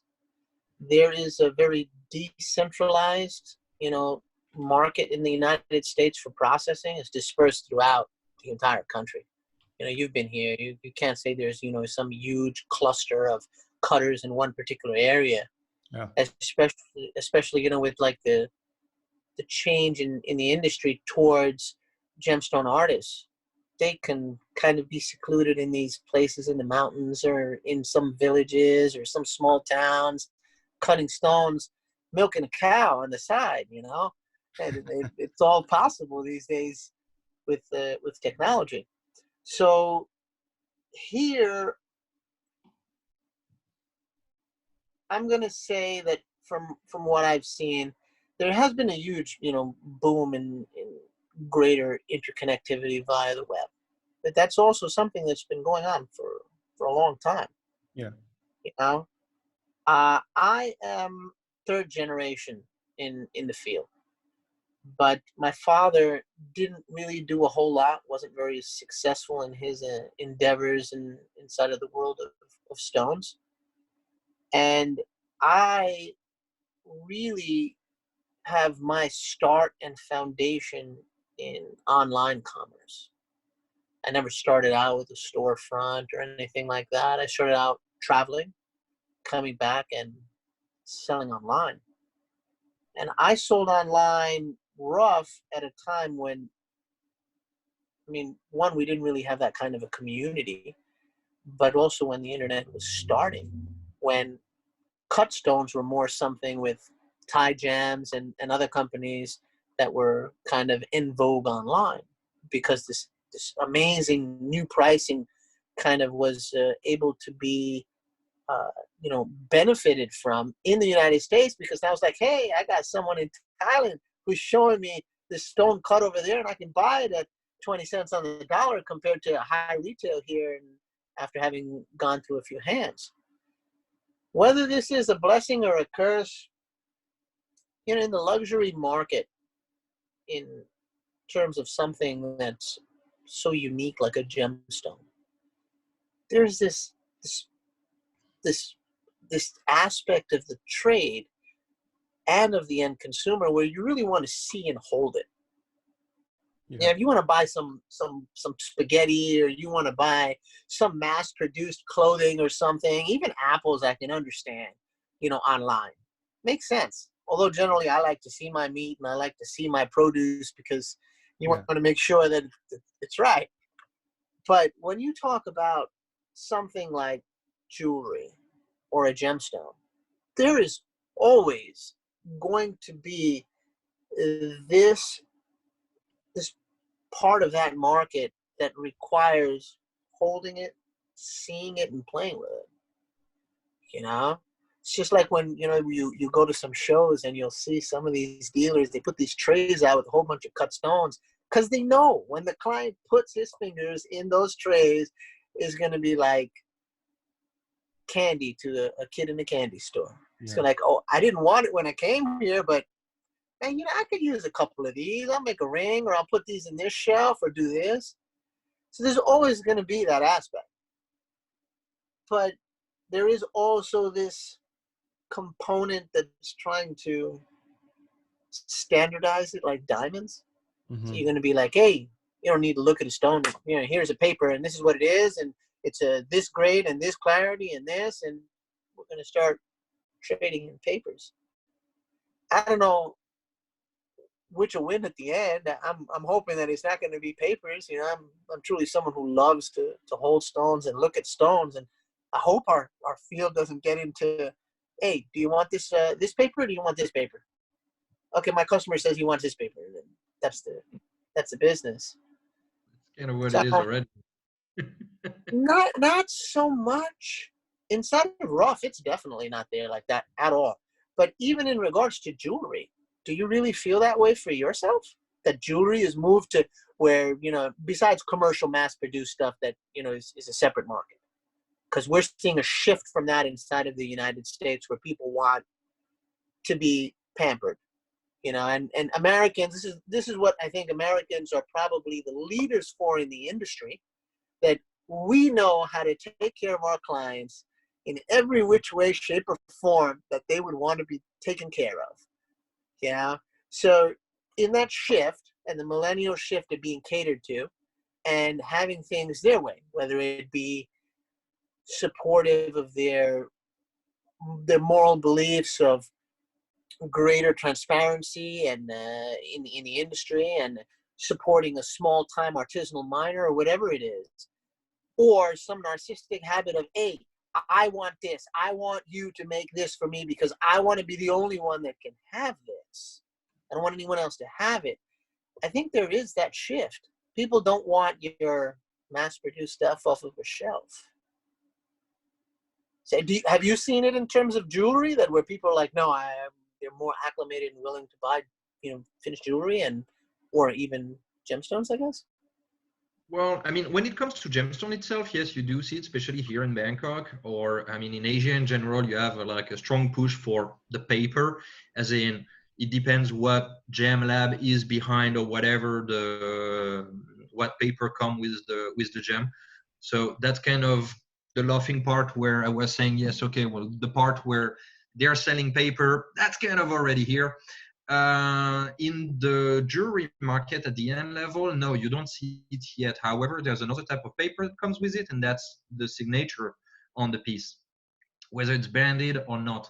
People are still kind of reluctant to go with up-and-coming brands or companies, not necessarily talking about myself, but anyone in Bangkok, for example, or other type of designer that are not necessarily very famous, are always going to struggle, including whether they are serving a quality that is significantly higher for lower price than a brand, just because the name's not there. So at one point, that paper aspect is there. People are not necessarily looking yet. They need instruction yet, and that's something that we as an industry need to do, which is educate the end buyer, educate our clientele. by telling them exactly what is what, explaining them what are the stone, why we can afford to be significantly less expensive. I don't want to use the word cheaper, but I mean, we all understand that what I meant, than Cartier, for example, if only because we do not have the overhead. And you know, it's a stupid thing. And I'm not saying that we should go after these brands because we need them as an industry. They are the standard bearer. They are the people that go ahead and that create the trend. It's not us, it's them. It's a catch-22, like it's a chicken egg type thing. We create some trends, like for example, we adopted the spinels far before they did, and yet now they are, but they're the one that carry the name to the end buyer, the vast majority. They have a strike force that we do not have, and that's the reason why people know them. That's the reason why people buy their paper rather than ours. But at the same time, they're also the same people that are carrying the name of the gem labs eventually, that come back to us here. And that's the reason why you have, like, for example, especially strong case when you start talking about Chinese buyers, for example, or Asian buyers in general. They're gonna ask you like one particular type of paper, one particular type of report. And why is that? Because they've seen that particular type of report everywhere they've been, when they were in their home country. So at one point, yes, you do have that kind of stuff as well. You do have that push for the paper rather than the stone, which is sad. And obviously, I mean, hopefully rather, this is going to reverse by having, again, more and more education into the gem market, into the gem trade, into what makes a good stone, into what's a good cutting, into what's the history of what's what, into what makes a good piece of jewelry, what makes the price of a piece of jewelry. And why is it important to focus more on the gem, as far as I'm concerned, than on the piece of jewelry itself, even though the piece itself has its importance, but it's more of a canvas. But what matters is a stone, because that's what really is there. That's what you really buy. So all this kind of stuff need to be explained. And until that happens, and until this is understood, then yes, people will buy mostly paper rather than gems, which is sad, But in my You know, opinion, at least. for me, I think here in the States, what we're experiencing is something very different. And I think there is a huge cultural difference or disconnect between the Asian mindset and the American mindset. People inside of the United States want something different. And there is this huge trend here where these small companies are rising up and developing followings because of ease of access, because of commerce, because of technological commerce, you know, where now it's not just a Cartier or a Tiffany's or whoever you want to kind of put in that's able to sell this high-end piece of jewelry. You are now able to sometimes even connect directly with a former, you know, jeweler of theirs who's now decided to branch out and create for himself, or someone else who's producing the piece. And people are like, you know, I can see this guy, I can establish a relationship with this guy. And there will always be a paper aspect to stones, but I do think that that is actually more of an Asian trend at this point. I think here beauty is still kind of paramount in a lot of ways, with the exception of diamond. And a lot of times the trendsetters right here in the States are actually all newbies. A lot of people, I think Jay's seeing this too. You can see these lapidary artists coming up with all of these styles now that are trying to be mimicked inside of Asia now and mass produced. But what happens in the future? I think there's just there's a difference in culture. Now, how much of it will shift from one place to the other and vice versa, that still remains to be seen. yeah, because I mean, you will always. well, I was going to say, we can definitely see already that the way that China buys, in terms of, you know, the way that they've integrated everything into their social media system, and the way that they've got people just, you know, kind of like doing the online shopping personality thing. It's like something that we really haven't seen at all in the West yet, you know, so who knows how that's going to influence, and then whatever, you know, and then the American or Western aesthetic as well. Two people just brought this up in the question, so I wanted to bring it in here. What do you guys think about augmented reality as far as like the future of the online thing goes? Because I guess I have never seen this myself, but I guess someone in the comments just said this is already something that you can do on certain websites. You know, you can put your face in there or whatever, and you know, that it can put the jewelry on you, or, you know, is this a good alternative for seeing it in real life, or are they going to never be able to capture the real feeling of the gem? What do you think? With the Uh, current, I, I guess let right, go ahead. Simon go. Simon. Oh, okay. Well, with the current state of technology, I don't think that it's a viable alternative personally, because as Farooq was saying earlier, I mean, at the end of the day, a gemstone, a piece of jewelry, you need to feel it. It talks to you. It's like meeting someone. It's like meeting an old friend. It makes you tingle. It makes you vibrate. There's something that happens when you meet a gemstone that is for you. It's kind of like falling in love. There's like a little something, and that's the kind of stuff that just does not happen through a computer. You can do what you want. You can have the highest definition picture or the highest definition 3D virtual environment that you want. I mean, at one point, if you're buying stuff online with 3D virtual design and whatever, then at that point, I don't know, like buy something in Sims, because that's basically what you're doing. But when you really want something, especially when you start putting money, real money, and I'm not talking about like I mean, when I'm talking about real money, I'm talking about like pieces that are like 20, 50, $100,000 million pieces. There's just no way people are gonna do that through a computer. No way. They're gonna want to see the piece. They're gonna want to see the gem before it's even mounted.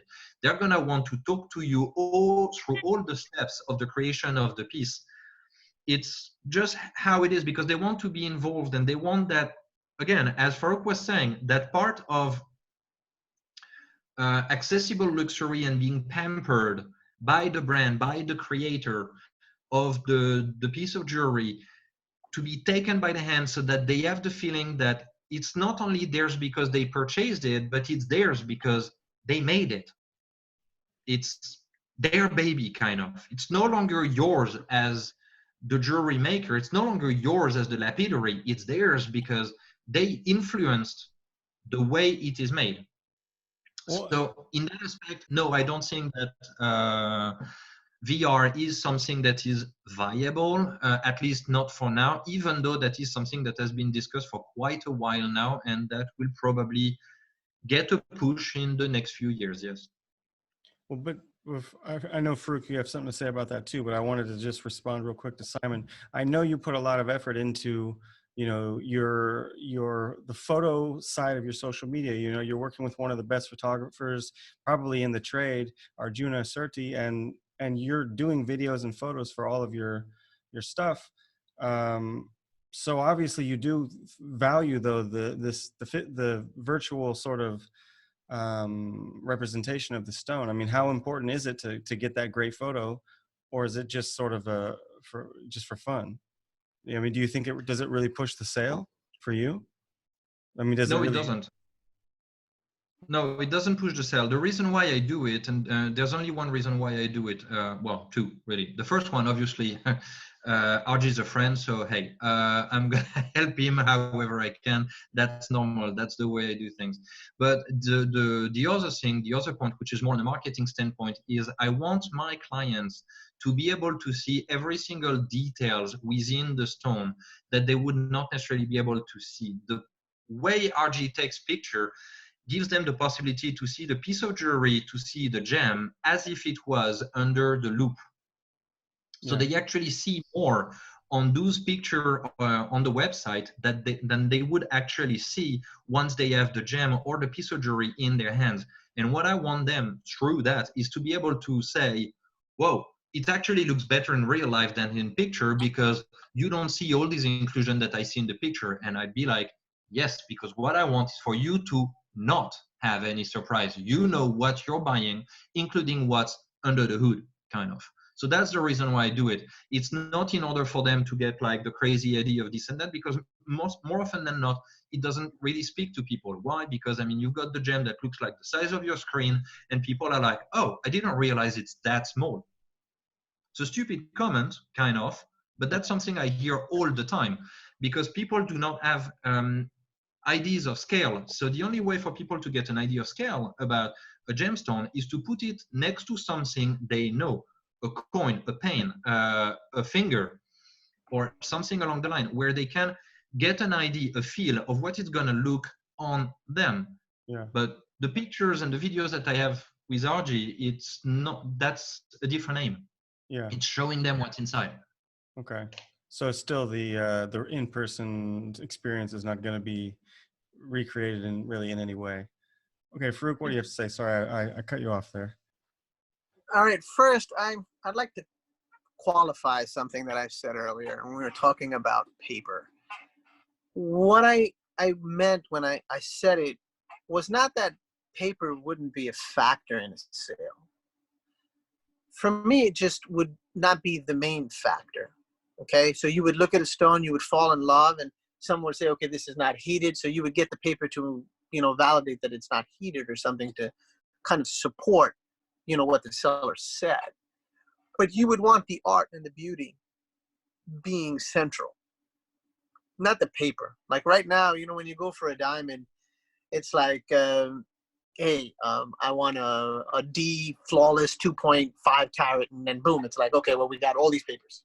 You just pick from the paper which one you kind of want, There's always going to be that aspect, I believe, in stones where you have to look at the stone first and then say, okay, can I get the paper now? Yeah. Versus with a diamond, it's like, okay, do you get the paper? Okay, now can I see the stone? So in regards to what you said about augmented reality,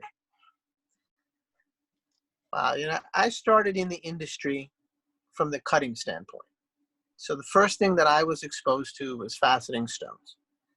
And I remember when I used to cut, I started to facet probably when I was like 14 years old, 13 or 14 years old.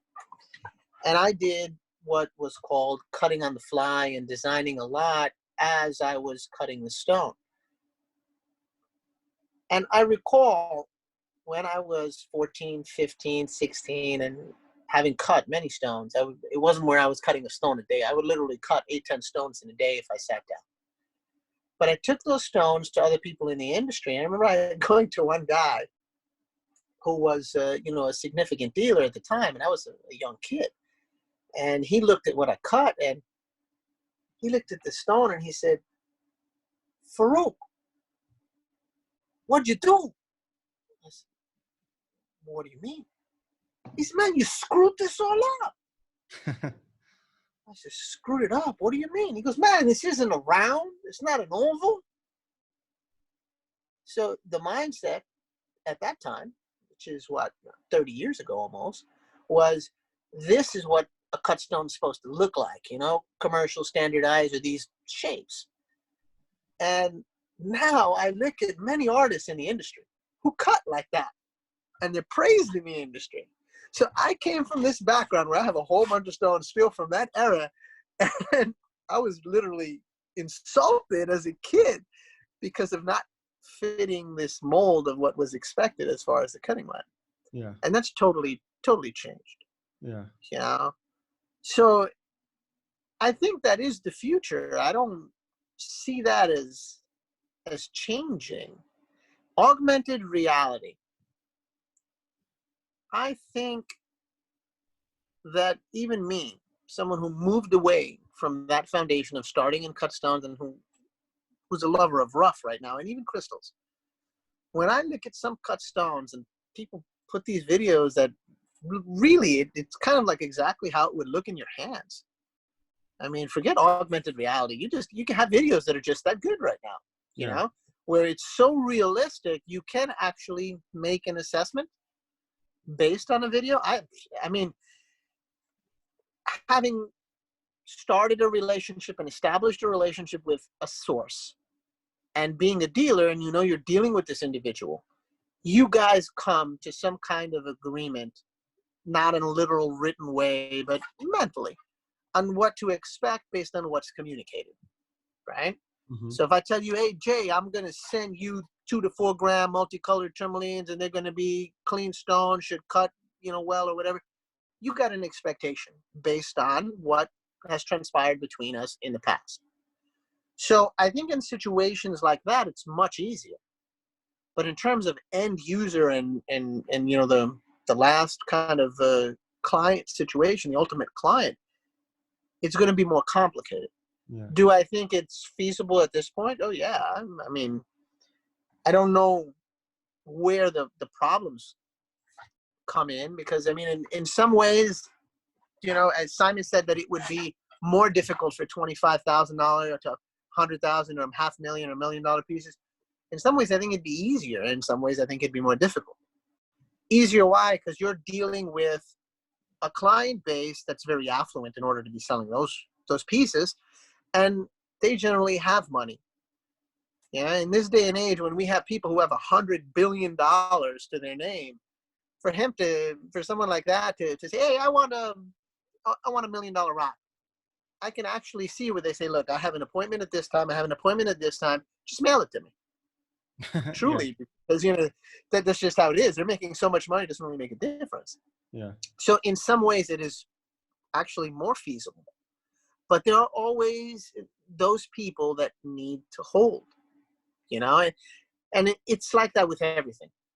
For example, I'm writing this article right now, and I'm one of the traditionalists that have a really difficult time writing online, like with a screen, and being able to update, edit, and change everything that I would like without actually printing out a copy and having it in my hand and writing on it to mark it up and say, okay, I'm putting in ideas, you know? So there's always that balance. Some Yeah. people on one side and some people on the other side. So augmented reality already exists for sure. I mean, just with the quality of video. But in the future, I think it will increase. And will it govern and dominate? I mean, you'll still have your returns and changes, exchanges, or whatnot that may possibly occur. Once you learn to account for that, I do believe it'll be something that comes in the future. It's just the movement. Yeah. And maybe it's just going to be opening the door to a certain type of person that's into that. Like you said, somebody who's busy and doesn't need to hold it. But of course, the people who need to hold it are always they're going to find ways to hold the stone that they need before they buy it, which is why we have a Tucson and a Hong Kong and everything else. So yeah, who Sure. knows? Maybe all these new possibilities just mean we hope for our industry that they mean just connecting with customers in a different way. And if that's the way for you, then perfect. We have this perfect augmented reality. If you need to come and see it, Simon's got a beautiful office in Bangkok with a box of stones. If you need to buy rough because you're a cutter, then you got to find Farooq in Tucson. You know, we got a little bit of it. You know, there's a path for everybody. You know, and if you just need to get a stone based on a photo or a video, then of course you check out my Instagram, etc. You know, every cutter has a great Instagram right now, and they're hopefully moving stones that way, especially for people like us who are in a different country and can't always, you know, get face to face with people, but we still have a beautiful stone, you know, from the cutters that we work with and stuff like that. So. Sure. Okay, well, we've been on here for a couple of hours already, so I'd like to just maybe close it off. Do you guys have anything else that you want to say in terms of, you know, where do you see, you know, kind of closing remarks, I guess, where do you see this going? But I had a talk, you know, we did the talk last week with Vincent, and before I spoke with him, you know, live, we were on the phone talking about, you know, where is it going to go? You know, or whenever things go back to normal, and he was saying, what if things don't go back to normal? You know, this is kind of the question he posed to me, just as we're thinking about what are we going to do with our businesses in the future? How are we going to continue with, you know, normal life? How do you guys see it? You know, will things, you know, obviously we don't know anything. We're just speculating right now, but will things go back to normal, or will there never be able to, you know, even if things go back to sort of normal, is it never going to be the same as it was before for the gem trade at least? You know, I mean, you're talking about something that's dependent on an outcome that we really don't control, which is the COVID end of things. Mm-hmm.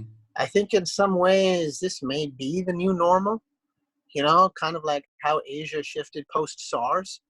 Now you started to, you know, post SARS, see everyone kind of wearing these masks going around, and it was like, whoa, not really something you could have envisioned. It was like a sci-fi movie coming into reality. So, I mean, I do feel that this in some ways is kind of going to be the new normal. We don't have an anticipated end date to this outbreak. You know, we don't have something that's clearly defined at this point saying, okay, there's immunizations that can be manufactured and that's it. We're kind of done with this. I don't even know if that's at this point theoretically possible. They're talking about people who've already been infected with COVID can potentially get reinfected and they can have it again. And then it's also, you know, mutating so fast that even if you do build immunity to a strand that you got, I think there's like 30 now, you can actually get another strand and you're back to square one. Yeah, your body will be better equipped to handle it, but I think it's an uphill battle to overcome that. That being said, the industry, or all industries, still have to move on. It's just how much they're going to be impacted. Yeah. Every one of them is going to be impacted, you know? And our industry, my industry, as far as, you know, being a little niche industry as far as providing rough, is a little unique because you really cannot buy rough from overseas generally when you're talking about parcels and things of that nature of mixed qualities without being there, looking at it, holding it. Yeah. You could buy a piece or two pieces. I mean, that's not difficult to do. And when you really know someone, you can buy, you know, a parcel of, you know, let's say, whatever, 50 grams or 100 grams. But truly, when you're talking about a situation where there is no possibility in general for a refund, there's no return policy. Yeah. Which there isn't. If you buy from a miner when you are in Africa, or you buy from even a dealer that's there, that's an intermediary, even a master dealer, which is pretty much all the different stages of who you can actually acquire material from, in general, there is no return privilege. Yeah. If they screw up and sell you glass, I'm sorry, you got to live with that situation because your limitations or lack of understanding at that point prevented you from discovering what it was that you bought.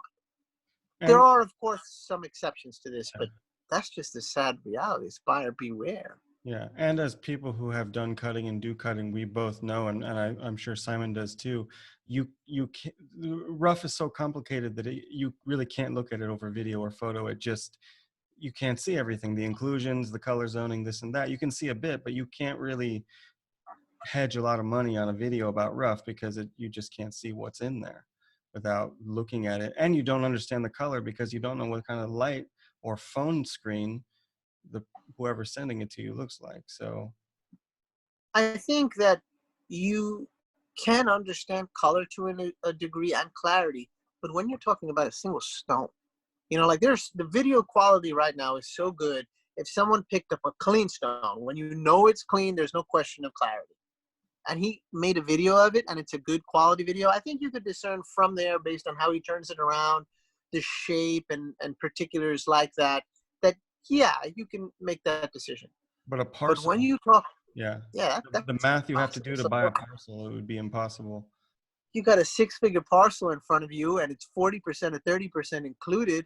Now, there's a huge difference if every one of those, the largest cherry stones in there are fully fractured and it's all the small stuff that's clean versus vice versa. Yeah. So the same price, which may work with even just the top 5 largest stones in there being clean, could be exponentially more than only the small stones being clean. Yeah. Okay. So it is difficult. Yeah. So for you as a New Yorker, maybe this is the most important question, I think. If this is the new normal as a New Yorker, does this new normal include toilet paper for you? Well, I'm used to the Asian way of a lota. You're going to see everyone essentially come up with that little water sprinkling mechanism built in next to the toilet. Yeah. Just give everyone a couple of days. No, yeah. I think as Bangkokians, we're already one step ahead, luckily. Simon, for you, what do you think? Is this the new normal, or do things go back to normal, or to the old normal, or what do you think? Where could it go? Very much like what Farooq said. I think that, what's going to happen is somewhere in between. It's not like we're all going to be in lockdown, but we're probably all going to be wearing masks for a long while. There will be a new normal, which is like travel will be somewhat restricted, probably for quite a while. And yes, we're probably gonna enter like a world that is gonna be like very much like Asia post SARS. So what's gonna happen? I don't know. Whether the industry is gonna kick back, that's another question. One thing that I'm really looking forward to, though, is the fact that I really anticipate gems to become a new investment medium. I mean, they were already one, but I think they will become much more so even than they used to, if only because in a time of crisis, when you don't know what to do, try to move an apartment from one place to the other in order to be more flexible. Good luck. Now, a 5-carat ruby is significantly easier, and roughly you're talking about the same kind of investment. So there are things that can be done, there are things that can be said. And I think that between internet, the lack of travels, and the fact that there's a hell of a lot of people that are somewhat losing their faith in the traditional way to invest, I think we have nice things to expect if we can play the ball correctly. So that should be fun. Now that said, yeah, buy a good stock of masks because we're gonna need it. Yeah, true. And as Farooq was saying earlier, the demand of gold has gone up. That's not random. It's like people are maybe feeling scared about the state of the world economy, and what better safety net can you have than hard currency, which is gold and gems. Like that's always going to have value. Well, we hope that it does in the new future. So yeah. Well, that has held value through the years and through centuries. Now, the big question is people are going back to gold right now because they don't really believe in their own system, I mean, monetary system anymore, which is a bit of an issue. And they're going to do that with gold and other type of hard currency, so to speak, so long as there is availability and that they can actually trade it, because it's always the same. At one point, I mean, if everything goes down south really, really bad, which obviously and hopefully is not going to happen, even that won't function because you will basically be back to exchanging and bartering. That's going to be a bit different. It's like you want carrot, okay, yeah, try to sell that for a kilo of gold. Yeah. Okay. So Well, yeah. I want to thank you guys. I know we didn't get to every single question, but we did say a lot. And I just want to thank you guys both for giving us your time, giving us your opinions, your perspective, your experience. Of course, this is why I wanted to talk to both of you guys, because I know both of you guys have so much experience in your individual industries, inside of the trade. And I also just want to say thanks to everybody that's here and who, just hung out with us for the last couple of hours. So thank you guys. And I'll leave us on one screen just so if people want to continue this conversation with any of us, they can find us on social media. So Farooq, Simon, myself, and IGT School, Instagram, Facebook, websites, etc. If we didn't get to one of the questions you wanted to know about, just shoot us a message on whatever social media you use. Yeah, I'm going to be back next week. Every Sunday, basically, IGT is going to be doing these talks. Next week, I'm really excited. We're going to have Richard Hughes. So I think we're going to be talking about, I hope what we're going to be talking about is collecting ancient gemology books, but we'll see what he wants to talk about. We haven't really finalized that yet, but he's definitely going to be here next Sunday. So I'll be posting something about that later this week so you guys can get the invites. But yeah, thank you again, guys, Farooq and Simon. I really appreciate you guys talking to us, and good luck with, everything as things go on.